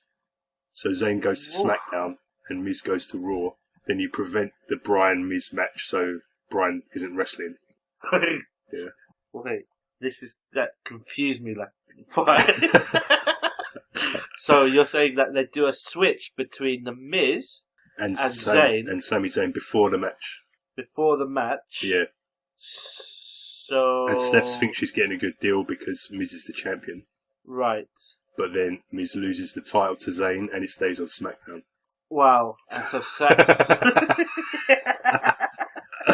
So Sammy's on SmackDown with the IC title and Miz is on Raw with nothing. Wow. It could. You never know. But then do you take a major heel away from SmackDown? That's my issue. And also that heat that he's built up with Brian. But then that is a very good point because then that goes to pot, doesn't it? Yeah. Well, you can always come back to it at Mania.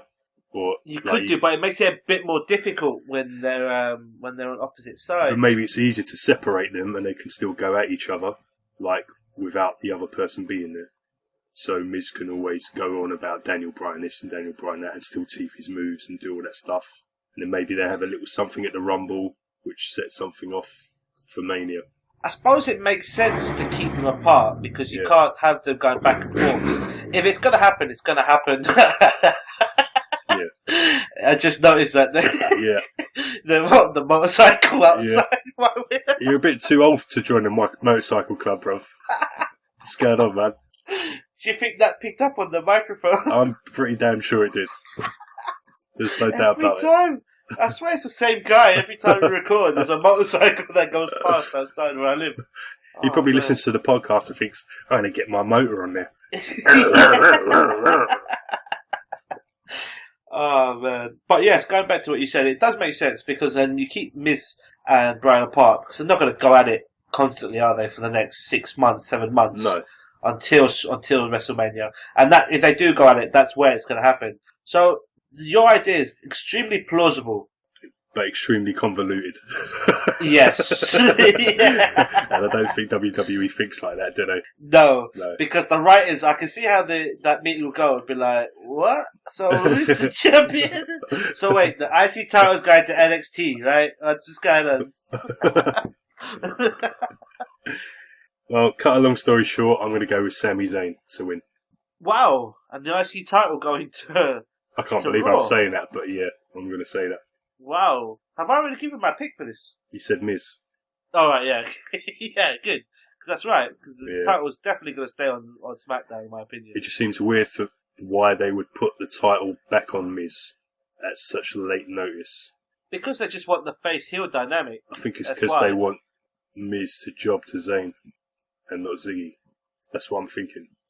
And where I've picked the Cruiserweight title to come over to SmackDown, I think the IC title needs to go to Raw because they need to fill some gaps. And they probably have a better possible division there as well. Probably, but I don't see that happening. I just don't think the US title and the IC title are going to be on the same show. It's better as it is. It's even. Whereas you just have those two titles on Raw, I don't think it's going to work. Yeah, but then at a later date, you could bring the US title over to SmackDown, or bring the IC title back, and this will make it interesting, like we had with the Invasion WCW angle, possibly, where titles were going from like WCW titles were going to WWE guys, and WWE guys, WWE titles were going to WCW guys. So. Possibly, but I don't think it's going to happen. I think the IC title is staying on SmackDown, and Miz is going over the Uber driver. Uberman. And the reason why it wasn't Rusev is because Rusev isn't going to lose. That's why it's not Rusev. Yeah, but I still see Ziggler and Rusev getting involved in this, and maybe, hopefully, we'll get a match between the two. A tag team match, player. Tag team match for the IC title. Yeah, there you go, Alan. It's this Freebird rule. Wow, let's continue. So you've got Miz and I've got Zayn. Right, let's continue. We get a replay of Stone Cold Steve Austin destroying the DX Express, and I thought, I don't remember seeing that tonight. And then I realised it's the 900th episode and they're just showing old school stuff. Do you remember this? Do you remember this DX Express stuff? Very, very vividly, yeah. Great time, great era. Yeah, I don't remember it. The Attitude Era? Yeah, kind of skipped out around that time, especially the early part of it. Yeah, some would say that. What did you say, Ron? See? He agrees with me. Yeah, well, he was part of it. What do you expect? Bloody acolyte. Go and put them clothes in the washing machine. God damn Simmons. So next, we get Alexa Bliss pleading her case backstage to Brian. And Brian tells Bliss that she will get her rematch. And she wants to know when. And we hear a whistleblower. A whistleblower. Is it Julian Assange? No. Is it Edward Snowden? No. It's Natty. And she still hasn't learnt to blow. Poor Tyson. Poor Tyson, indeed. And Alexa, when you get knocked down, you get up again.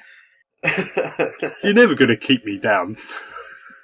This is so weird. I get knocked down, but I get up again. You're never going to keep me down. I get knocked down. And Bliss says, Chumbawamba? Really, Natty? Yeah, I know. And Natty asks, what is a Chumbawamba?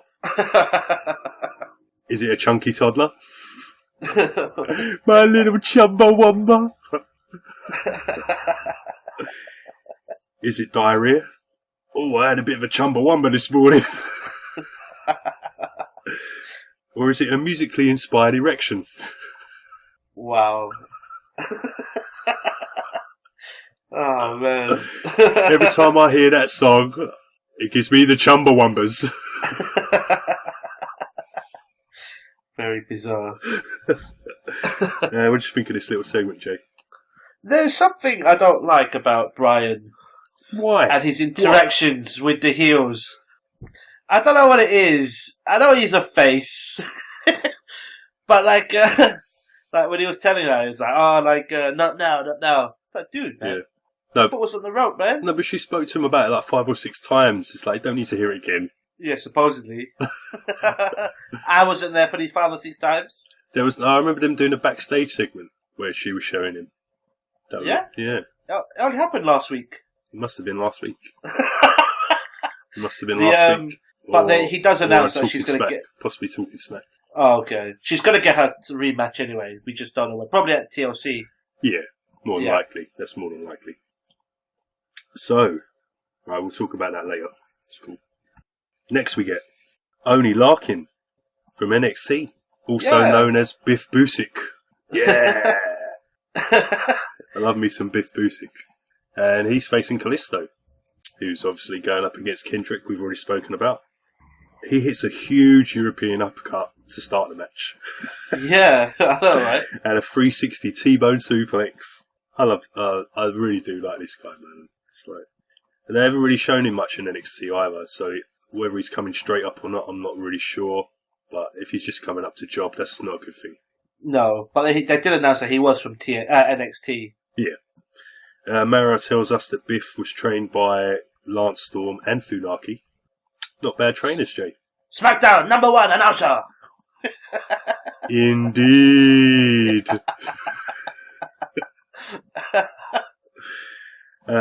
Kalisto does a springboard, but he slips. Dummy! Yeah. Dummy, yeah.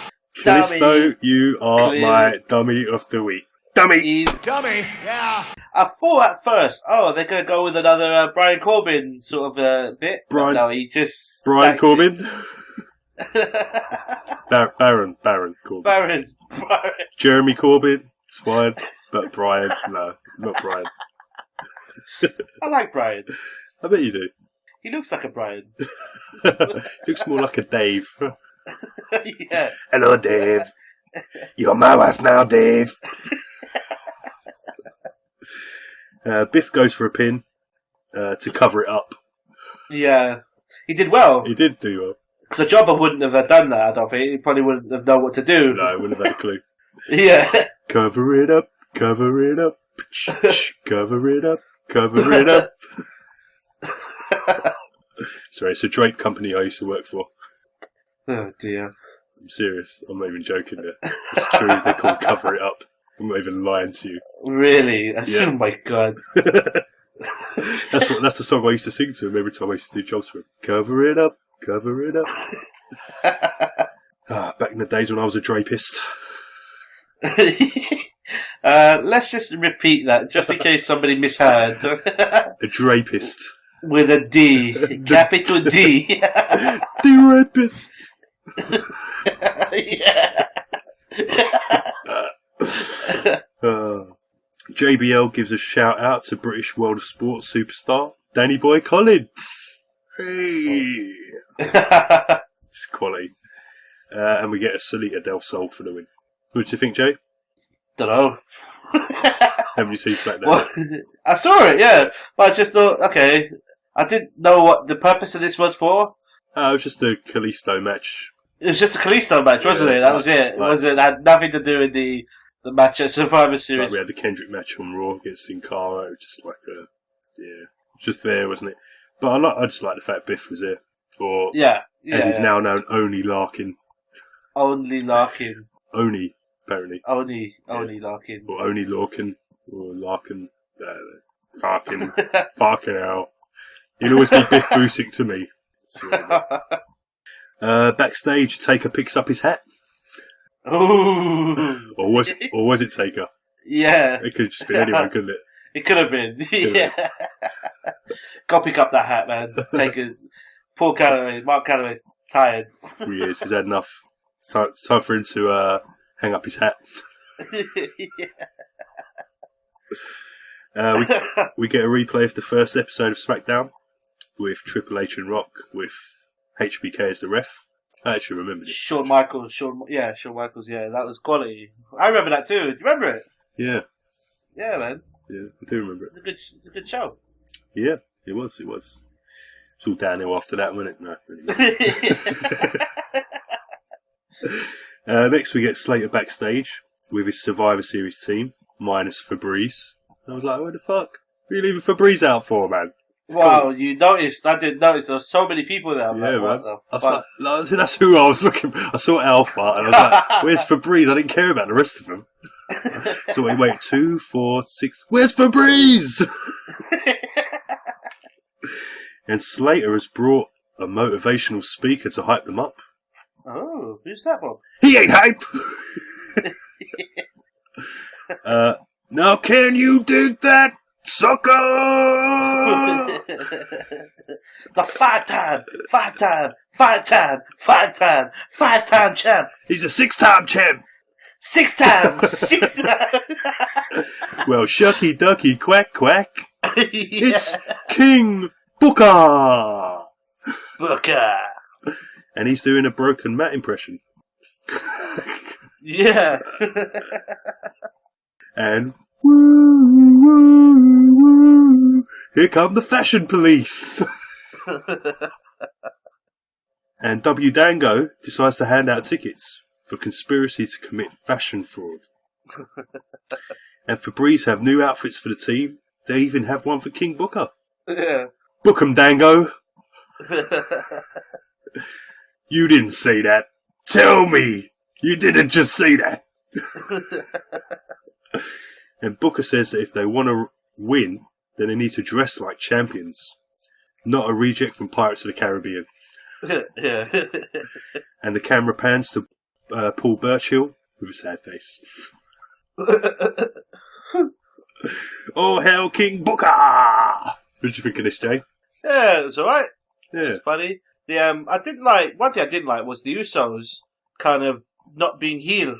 They were kind of like jumping up and down, celebrating. I thought, no, dude, you're the heel tag team. You should be like upset by this. Yeah, but Booker, Usos, Oos! That's what he used to do all the time. Booker loves the Usos, so they were marking over Booker, man. It's quite obvious. Yeah. We talked about the tag team match, didn't we? We did. Yeah. We can move on. We get a replay of Cena's debut in the Angle Challenge. Surprised Ruthless aggression. Surprised they showed this because Kurt Angle. Well, because Kurt Angle. Yeah, so maybe Kurt Angle's coming back soon. Maybe Royal Rumble. I don't think there's any doubt that he's coming back. I don't know. We'll see. And obviously, we see Undertaker giving props to Cena, telling him what a tough guy he is. Yeah. Our next match, Sticky versus Carmella. And we find out that Carmella used to be Rihanna's dancer. Yep. Yeah. I like Carmella. Don't know what it is about her. I just like her. Because I like her a lot, man. When I met her, man, she was cute. So cute. She's like an American Chev. I like it. I don't know why. See, that's the bit I don't like. I like the fact when I actually met her, she was like the girl next door. You know. And I don't like that. I can tell this is just an act. You know what I mean? So, yeah. Carmella. Kamala. I'm not Kamala. Wait, what? Wow. Oh, that's really freaky. That's weird, man. I'm having dreams about Kamala. What's going Kamala. On? My life's gone wrong. Wow. Kamala. That's what I said, Miss McMahon. Kamala. Carmella does the "You Can't See Me" and don't do that. And face palm Sticky. We get Sticky Plex, a drop kick. We get the baseball slide reversed into a neck breaker to the floor, which looks sick, bruv. Yeah, it looked like it was like she hurt herself. Yeah, I think it was just playing on the whole neck injury stuff, wasn't it? Yeah. And we had a sign in the crowd saying, "Diva Scout." I think he was waiting for a bra and panties match. Carmella works the neck, and does the sticky spin. You know, when she does her little... Yeah. You can look, but you can't touch. Oh, Bob's just ruined that for you, man. He just did the spin. Thankfully he wasn't wearing hot pants. And they're more sticky pants. Just ruined my favourite entrance. Sticky pants doing a sticky spin. Carmella's trash talking the ref and the crowd. She goes for the moonwalk, but misses the Bronco Buster. Really good heel work here from Carmella. I was well impressed. She's getting better. Definitely. Yeah, no doubt. We get some commotion in the crowd, and Charlotte is in the crowd. She got a ticket. She got a ticket from the Fashion Police.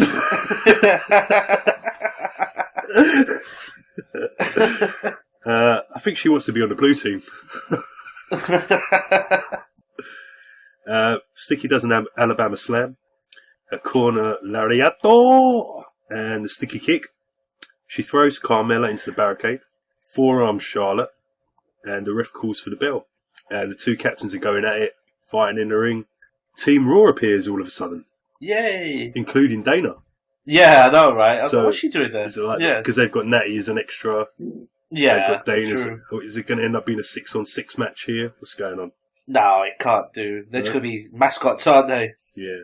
Well, Team Raw pile in and they start beating up Sticky. And there's something that didn't sit well with me here. Bailey, I bet it's Bailey. It's Bailey. It's Bailey, isn't it? Yeah, I know what you mean. Yeah, she's a baby face. Why is she doing a heel move? And she's a super underdog baby face. Yeah, I know. Why is she doing a beatdown on Nikki? She should have just been standing there watching or something, or not even. Yeah, or maybe they bullied her into doing it, or something. Yeah. Something, or she's trying to stop people, and then maybe Carmella hits her, and then she goes after Carmella, or something like that. Yeah, that would have made more sense. Yeah, but not attack Nikki. She's the babyface, man. Yeah, I agree. Yeah. So Carmella reluctantly helps Sticky, even though she just tried to break her neck. Because blue blood is thicker than red blood. Yeah.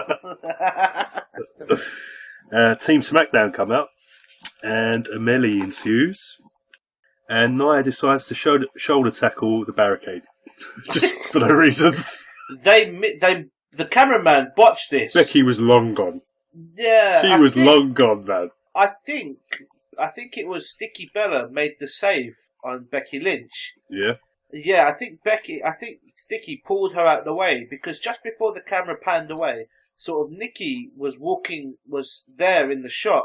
So I think she must have dragged Becky Lynch out of the way, and then Nia went through the barricade. Yeah. But the cameraman botched this, because all you see is just Nia just going for a barricade. Run into the barricade. Like she lost her brain or something, you know what I mean? Like, they would just run into this barricade full pelt.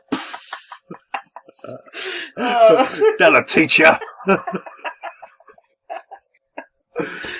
Oh dear. Oh man. We see Neon there, and we do a springboard crossbody. That was amazing. The balance on the top rope was spectacular, man. Wicked, man. And SmackDown stands tall. So Jay, how do you see this match going down at Survivor Series?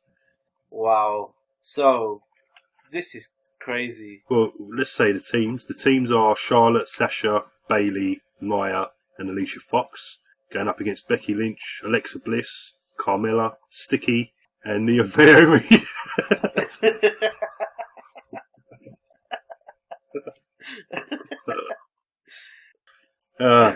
So how do you see this going? This is going to be a fight. All the Survivor Series matches are going to be 5-pointers. Wow, you tell me that now when we talk and go. I just go home.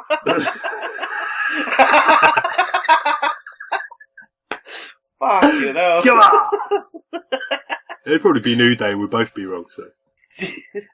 But we get a point for... Is the 5 points for the right team? 5 points for the right team, yeah. So one of us is going to get the 5 points there.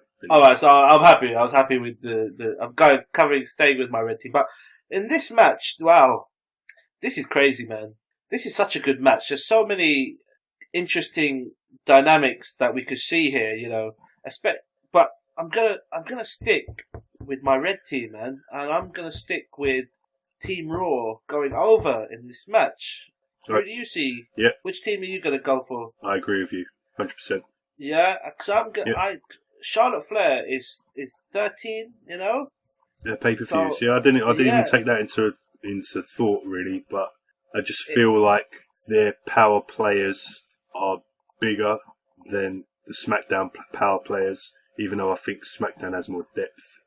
You're right, yeah. But with Nikki and Becky Lynch, they're still huge. And Alexa Bliss, you know. Yeah, but they're not the ones who are being driven. I mean, Charlotte and Sasha are headlining a pay-per-view. Yeah, you're right. You know. You're absolutely right, yeah. So, yeah, I think Team Raw. So who are you going for to be the final woman or women to be standing? Well, I've definitely got Charlotte. To me, that goes without saying. Now, the question is who... Because I feel like this isn't going to be a sole survivor thing. I don't think it will be either. No, I think this is the one where you get more than one person surviving.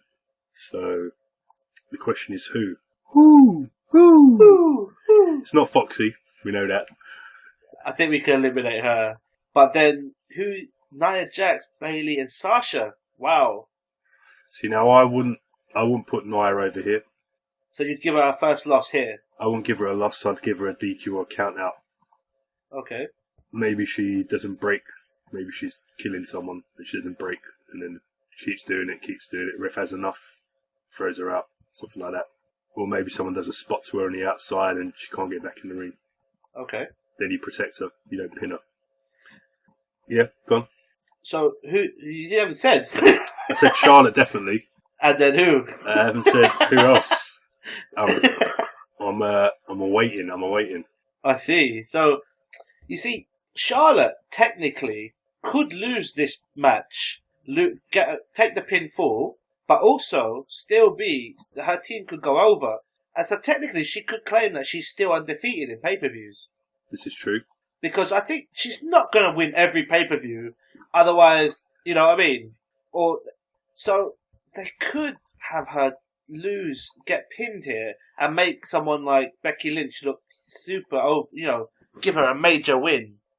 And I think opposite to you, I think they're going to make Nia Jax look huge. You think so? Yeah. So I'm going to go with... See, if you go with Nia, she's going to be a sole survivor. The smart option would be to say that Charlotte and Sasha are the last two to stand tall. I'm going to go with... Oh, my God. This is so hard. Pick. Come on. Hey, you the one that should have picked. Huh? I've already picked one. Oh, one. It's your turn to pick one. Oh, okay. I'm gonna pick Sasha Banks. Sasha. Do you see her as a sole survivor? Or do you see more? Yes, I do. I see her as a sole survivor. So, just Sasha, no one else. I'm gonna go with just Sasha Banks. Okay. Yeah. I'm gonna go for Charlotte and Bayley. Yeah, Bayley's an interesting one. Because I think that's your next feud. And so we'll have them two last in the ring. Yeah. And also Bayley wins the respect of Charlotte by being a sole survivor with her. Because that's the thing that Charlotte has the problem with, is that Bayley can't keep up and everyone else is ahead of her.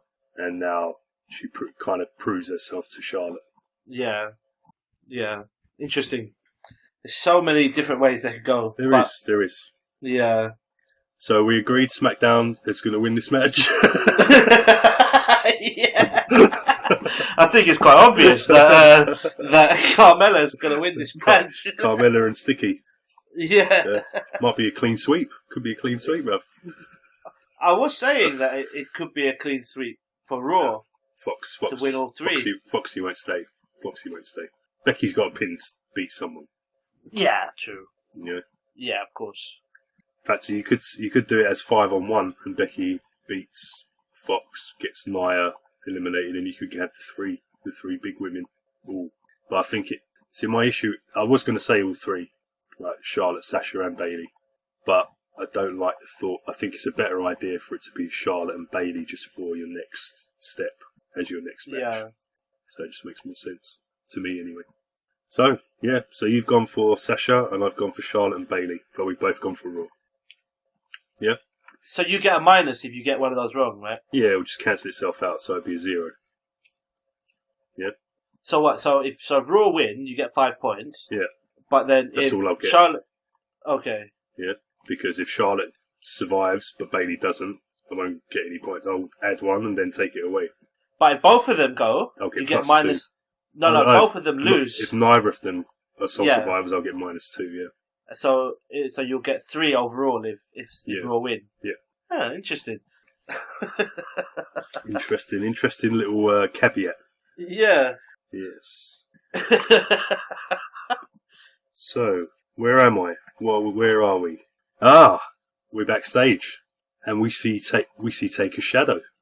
I see. Now, do you think this is 2 kids wearing a trench coat? You've been watching The Simpsons too much, man. Maybe I was thinking more of Best Friends in PWG. Okay. Chucky T, my good friends Chucky T and Trent Beretta. Your good friends. Yeah. Best friends. Best friends. That was the name of the tag team. Best friends. I see. I'm sure we spoke about them. I'm sure we did. Yeah.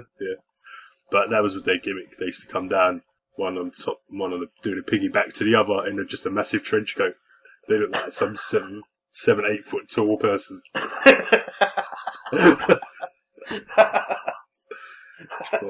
Quality. So next we get a 16-man tag match. It's the Vaudevillains, the Spirit Squad, Ascension, the Headbangers against Alpha, Usos, Febreze and the Hypes, and Slater and Rhino on the outsides for encouragement to see if their team can work together. Yeah. And we get We Want Slater chants. Mojo hits the hyperdrive to Gotch. Ryder does a neck breaker. We get We Want Rhino chants. But they're not in the match, so you're not going to get either. I don't know why they're bothering. But Ryder does a double knees to Victor and a drop kick. Gable does the angle plex to bald head number 2, which looked pretty cool. Bald head number 2. Yeah. Jordan does a belly to belly to bald head number 1 outside. Spirit Squad hit a seated spine buster on Jordan. Febreze does a double spinning heel kick to Spirit Squads. Ascension throw Febreze out. Hypes hit the Rough Rider on Ascension and clothesline him outside. Usos fly, take everyone out, except Alpha and baldhead number 1. Or is it baldhead number 2? I forget. And we get the Grand Amplitude for the win. What did you think of this, Jay? Wow. It was, fucking manic. Yeah. A taster of what's to come. I know, right? And this was just one pin. This is one pin. Yeah, I know, right? Oh dear. It was alright for what it was worth. Yeah, they still haven't mentioned whether it's both partners go out or not. I'm assuming it has to be. But it must be. But they haven't mentioned it at all. I know, but it has to be. Otherwise, we're going to see the record amount of pinfalls in a match. We could see 20 pinfalls. You've never seen Aztec Warfare, have you? No. It might be this week on Lucha. Might be the 3rd one they've done. I think it might be this week's one, Aztec Warfare. Yes. Okay. It's like a gauntlet battle royal. It's like 20 guys, and then you start with 2, and then every 2 minutes or whatever, someone else comes in. But everyone, it's all pins and submissions, the whole match. Wow. So, yeah, that's how they crowned the champion last time. And I think this time Matanzai is the champion, but he's starting at number 1. So, wow. Yeah. It's the first time it's ever been defended in the Aztec Warfare, I think. So, yeah. Holy shit. Yeah. That's fucking mad. It's mental, bro. Even if you go back and watch the old one, there's the first one and the second one. They were both awesome. The first one was probably the best one because it's the one I remember the most. But yeah, really good stuff. Aztec Warfare, must watch. Definitely, love my lucha. Love my lucha. So next we get the return of the Rated R Superstar. And Tony Chimmel. Classic. Chimmel's back. It's Edge, and it's the cutting edge. And Edge says that he bleeds blue. He does? Is he related to Lord Regal? old Blue Blood himself. Blue Blood, yeah. And out comes Team Styles. Edge says that there's one guy here who's a beacon of light. And he's so proud of them. And he goes to shake AJ Styles' hand, but shake Ellsworth 316s instead. He's so super over. I love it. First of all, we glad to see Edge. Yeah, man. I like his new beard as well. He's rocking a new look. I think he's in some Viking movie or something. Is he? Alright. Looks cool, man. Looks good. I think so. Edge gave us a lot, man, over the years. You know, from the tag team matches that he had with the Hardys and Edge and Christian. And the title run that he had and the feuds with so many superstars. Eddie Guerrero. Yeah, just great to see him again, man. Yeah, he was like legend. 11, 12-time champion as well. Yeah, no, he's not in the Hall of Fame yet, is he? Or is he? No, I think so. Did he? Was he first ballot? He might have been. He might have gone straight in. I can't remember. I don't think he has. I don't know. Don't quote me. But more importantly than all of that is the 5-second pose. And Ellsworth 316 asks Edge if he could do a 5-second pose of him. And the camera pans to the crowd, and there's Christian with a sad face. With a kazoo in his hand. He's my best friend! But we don't get it, because AJ spoils the fun. I love it. I love AJ. It was stupid then, and it's stupid now! And he tells Edge to ask a question to someone who actually matters on this team. And we get AJ Styles chance. Yeah, I know. Awesome. Wicked. Super over, man. Super over. And Edge says, "Okay, Randy." Yeah. No! Obviously his former Rated RKO partner. Yeah. Now in the Wyatts, of course. Aha. And he says, "Randy, are you there? Hello? Randy? Hello?" And he says to Randy, "Do you need Bray to pull your strings in order for you to talk?" And Bray says, "No, Edge. I have to stick my hand up his arse like Santino's Cobra." After all, he is a Viper. Oh, God. And there's a sign in the crowd that says, "Shane O'Mac for president." I think it's a bit late for that. Just a tad. Somebody needs to tell that guy. He might get in the cabinet, though. The drinks cabinet. The drink, yeah. Bruv, I heard they were going to make Donald Trump stand up to his knees in a bath of concrete and leave him to rot. But they decided against it because it would set a bad precedent. Oh, my God. Did you write that? Jesus. Oh, bro, absolutely. Did you just write it or did you plan this? Oh my God. I feel like Tim Vine right now. I've got my puns down, bro, I'm telling you. And Shane talks about unity! And that there is no I in Team AJ. And maybe AJ will be competing soon on Shane O'Macdown. Yeah. Shane's puns aren't as funny as mine. So. That was terrible. Shane O'Macdown. And AJ says, called him on it, yeah. "That sounds stupid." Yeah. Jericho must be turning in his grave, even though he's not dead. So, hey, that's my line. You stupid idiot. AJ calls Dean a hothead, and Dean calls him a bonehead. Yeah. Hothead and bonehead. We have the makings of a great tag team. Yeah. Hothead and bonehead. But Dean says that he's calling the gang. I don't think that went down too well for the African Americans, but because Dean don't look nothing like calling the gang, does he? No, he doesn't. Yeah, that's the way. I like it. What reference is that? Oh God, I don't know. But once Survivor Series is over, Dean is coming after AJ at TLC. What did you think of this, Jay? Yeah, it's good. It's alright. Wasn't nothing to write home about, but yeah, it's alright. And then all of a sudden, bong! Here comes Taker! And the supermoon's on the Titantron. Did you notice that? No, I didn't. Was it? Yeah, it was. And Taker stares down Shane. And I was thinking to myself, please do it. Please do it. Yeah, I know. Come on. Just do it. Just chokeslam it. Just do it. Just do it. We all want to see it. Do it, damn it, do it! You have to be on Team SmackDown. Taker says that there is no better man to be Commissioner of SmackDown than the man who has no fear. Shut up. What do you know? Cero. Miedo. You don't watch Lucha or you get that gag. That's for my Pentagon Junior fans out there. Wow.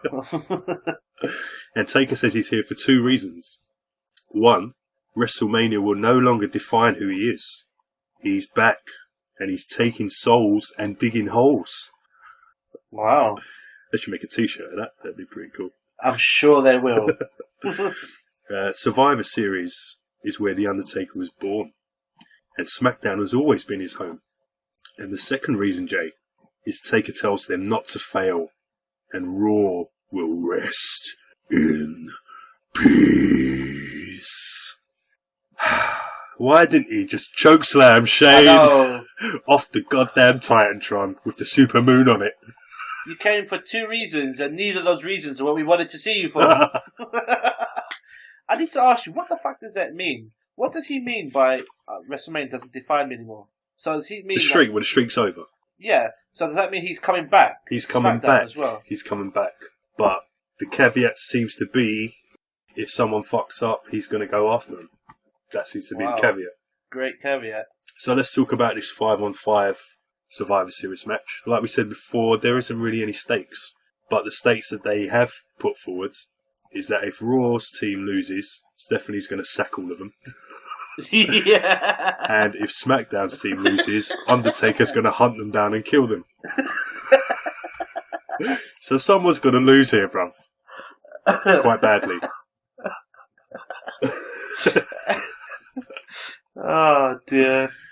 So what do you think? Do you think Taker's threat or Steph's sack? Oh.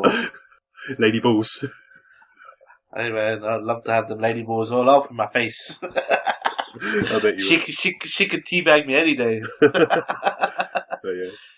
So, Bob, who are you going with? This is the hardest match to call because I feel this is going to decide the whole pay-per-view as to who goes over. It does, yeah. Is Ellsworth pivotal to this? I think he has to be. Does he either cost them or get them the win?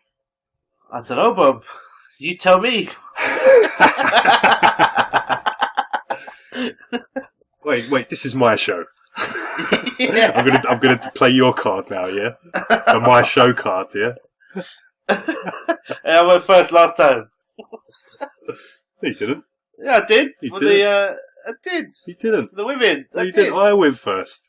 I went first. I picked Raw first. I picked the Soul Survivor first. And I picked a second Soul Survivor as well, which you didn't do. Are they going to use this match to push James Ellsworth to the moon? But he's not in the match. No, he's not, but he's got a pivotal role in this match. He's going to be at ringside. Yeah. Oh, man. What role does Shane McMahon play in this? Spot monkey. Yeah. Get rid of Braun. Jesus, this is so difficult to pick. I'm gonna have to go with Team SmackDown. Don't do that. Don't pick my team. It's kind of the reason I've gone with Team Raw to win the women's and the tag team. Because I think that the SmackDown overall will go over in this match. Yeah. I was thinking completely the same thing until that Taker caveat. Now I've got doubt in my mind.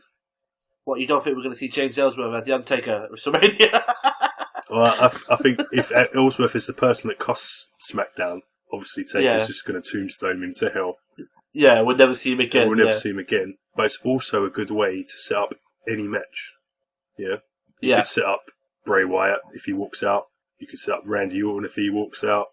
It's unlikely to be Ambrose. But AJ Styles is the one I'm thinking of. AJ Styles if versus The Undertaker. If Taker starts hunting down AJ Styles, and that's your title match at the Royal Rumble. Wow. And then maybe, this is my book. I'm putting my booking hat on now. Yeah. Yeah. What's the match that people wanted to see at WrestleMania for Taker for years? For The Undertaker? Yeah. And what we haven't seen yet? Not at WrestleMania. I'm going to say it has to be Cena. Yes, Cena. So I'm fit. This is my booking hat on. So Taker's hunting AJ Styles. Yeah. He wins the title from AJ Styles at the Rumble. Faces Cena at Mania. And that's when Cena gets his 16th championship. Wow, by beating The Undertaker? Yeah. Holy shit. Wow. I suppose there's two ways to look at that. So Undertaker gets a title run, which would be awesome. Yeah. But then he loses for a second time at WrestleMania. Yeah. Wow, that is big. That's big booking. It is, but will it happen? I like it. I like that booking. I do like that. But will it happen? This is it. Will it happen? AJ... Oh, wow. You see... Oh, Jesus. You see, now, me going with Team SmackDown, I'm second-guessing myself now because Orton's going to turn on Bray. Orton's got to turn on Bray. He's not part of the Wyatts. They could... Maybe he doesn't turn on him, but... Because at the moment the dissension is between Harper and Orton. So I think that's going to bubble first before we get to Bray. And maybe True. Bray picks Orton over Harper. And then yeah. Orton turns on him, but Bray always knew it, and Harper was always on his side, or something along those lines. I don't know. Yeah, because it's a bit weird to play that feud out in this match. It would. But then Shane McMahon being in this match. Yeah, Shane's gone. Shane's doing a spot and he's out. I think he's there to get rid of Braun Strowman, which to me is dumb. Do you know what I mean? So both of them will kill each other or something. Maybe they both just start. Maybe they take themselves in. They both go outside. They both start brawling. And they both get counted out. But Shane just does some big spot. Yeah, something like that. Wow, this is crazy. This match, man. There's so much. So who are you going for your survivors? Wait, have you told me which team you think is going to win? No. No. So this is where because I want what I just said to happen. So then you're going with Team Raw. But the thing is, I don't want to go with Team Raw. I want SmackDown to win it. I want them to win it. But for some reason, I can't see past Roman Reigns being the sole survivor. I can't see past it, bruv. Who beats Roman Reigns? Wow. Who pins Roman Reigns? Oh, anyone but you, Roman. Or is that the way maybe Braun Strowman turns on Reigns and that sets up a US title match? Wow. There's so many ways they could go with this, bro. There's so much booking that can be done in this match. I hope they don't mess this up. I really do, because this could be awesome booking for the future. You see, the sensible thing tells you that WWE are going to go with the final two men being AJ Styles and Kevin Owens. Yeah, I don't think they should though. I don't think they should, but that's how they're going to... I think AJ should be your last guy on SmackDown, definitely. But I don't think Owens should be your last guy on Raw. But who, Roman? I think something tells me it's going to be Roman. I'm not saying that should be what it is, but because WWE love him so much, and he's Superman and he beats everyone. You know what I mean? It's hard to see. I don't see AJ pinning Reigns. I don't see Ambrose pinning Reigns. I definitely don't see Shane pinning Reigns. That's not happening. Randy? RKO? No. And maybe Bray. Really? Of all the people there, I think Bray is the most likely to pin Reigns, but I still don't see him doing it. So you're going with Roman Reigns and Team Raw? No, I don't want to do it. I don't want to go for Raw. I really don't. I want SmackDown to win. I'm going for SmackDown to win. And Roman Reigns the sole survivor. Roman Reigns to be the sole survivor. That's what I'm going for. You can't. Can you do that? Is that a thing? What are you talking about? It's done. I haven't given you my sole survivor yet. No, you haven't. God. So, I've gone with Team SmackDown. Can't believe I'm going against AJ. Man. I can't believe I'm going against Chris Jericho. So my Soul Survivor, I think. So seriously, your Soul Survivor is is Roman Reigns, even though you picked Team SmackDown. It's my backup plan. That's brilliant. That point could make all the difference. That is so funny. I'm gonna go with Team SmackDown to win, and my Soul Survivor in this match is going to be. I think it's gonna be Dean Ambrose, man. Yeah. I think it's gonna be Dean Ambrose. I just think James Ellsworth is gonna get involved, and he's gonna super kick somebody, and it's that person, whoever it is gonna fall into the what's Dean's finisher? The Dirty Deeds. The Dirty Deeds, and that Dirty Deeds is gonna be to Roman Reigns. Do you mean Dirty Deeds done dirt cheap? We haven't had a song in a while, so I thought I'd chuck it in there.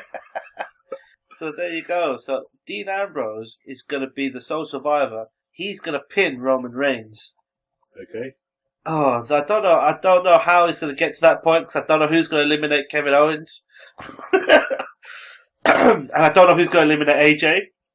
But I just got this feeling it's going to come down to 2 Shield members. See, I haven't even thought of Seth Rollins. Who's going to pin Seth? Oh my god, this is crazy. But Dean Ambrose, for some reason, I'm going to go with Dean Ambrose going over. James Ellsworth's going to super kick Roman Reigns, and Ambrose is going to Dirty Deeds Roman Reigns. Oh my god, what kind of crazy booking is this? Right, so you're going for SmackDown and Ambrose. Yeah. And I'm going for SmackDown and Reigns. you think you got crazy booking? I've almost guaranteed I can't get more than 4 points on this. Yeah, I know. Yeah. I love it. That's brilliant. You've guaranteed yourself somehow either no points, 4 points, or 1 point. It's just genius. Bruv, I could get minus 1 point. That's what I could get. Oh, that would be quality. True. If SmackDown win and Roman Reigns is the sole survivor. Well, he won't be, will he? No, Raw wins, yeah. You see, a colleague of mine, a friend of mine at work, who's also a wrestling fan, he thinks that James Ellsworth is going to cost Team SmackDown. It's possible, but I don't see to me the purpose to me of that. That's not the blow off I want to see for Taker. I don't want to see Taker just tombstone out. Maybe Ellsworth is part of the problem. Maybe there's more than one person Taker goes after. Maybe Ellsworth is the reason why AJ loses, gets pinned, and then but ultimately he helps Ambrose wins. Yeah. Yeah. Do you also see it a possibility? It's something I didn't think of before, which I've just thought of now. Is it possible that we see your old pal HHH come out? Forgot about him and help the Raw team, but SmackDown have their own guy to come out and help them, The Undertaker. Oh, fucking hell.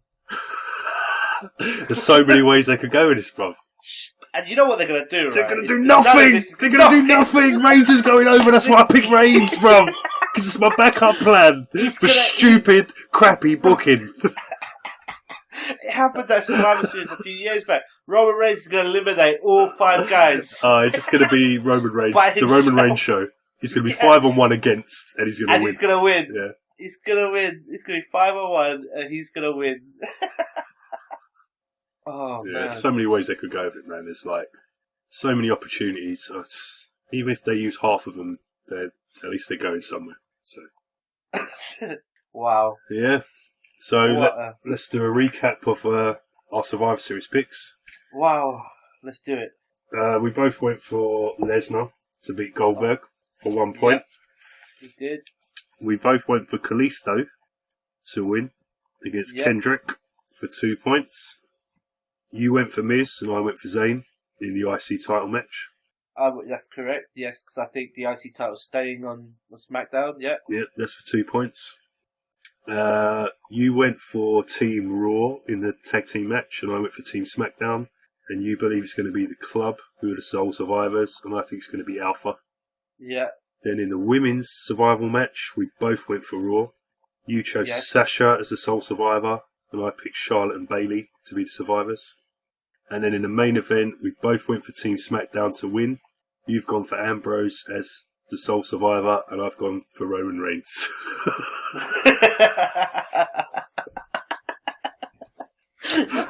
The Soul Survivor for SmackDown as well, right? I laugh if that point takes it my way, bro, because like the points are like we've gone separate for a lot of things, and the little 1 pointers like kind of add the element to it, and the taking away of points as well. Yeah, It's like, this could end up like -4 to -3. This could be like a QI score, bro. I'm gonna need to use my fingers and toes to count the point. Like, what's going on? Wait, if he take away 1 plus, oh my god! Are you counting the camel toe as well? Or? Yeah. Oh wow! One thing we can say for certain is this card is stacked with talent. It is, but we still need to fill 4 hours. We do. We've got 3. Right, say the 3 Survivor matches get half hour each. Goldberg Lesnar gets 15 minutes. Yeah. That's not even half your show done. Yeah, then you've got Brian Kendrick. You've only got 2 matches left. So there's got to be other stuff. Oh god! I think it's safe to say that the main event, the Team Raw match, is going to go for an hour. 45 minutes, possibly. I don't see it going an hour. Maybe if you include entrances and stuff, maybe. Goldberg and Brock can't be the main event, it shouldn't man. It shouldn't be, but it will be. It shouldn't be. You know how much of a buzzkill that would be if those two end it? Bruv, look, if Lesnar no-sells a spear and a jackhammer, suplexes him 16 times, F5s him, everyone's going to be happy. except Goldberg's family. Maybe they'll be happy too. Yeah. Goldberg just picks up other people's kids, you know what I mean? Like, some probably don't even like him. Oh, wow, Bob. This is crazy. Crazy. So, Jay, we managed to survive. Just about, yeah. And we've still got Survivor Series to see and NXT TakeOver. So, what a weekend, eh? Indeed. It's going to be fun. So, Jay, do you have anything to say to the Jab universe? To the Jab universe, just thank you so much for listening. Check us out at jabwrestling.com. Our beautiful little website. It's nice and simple.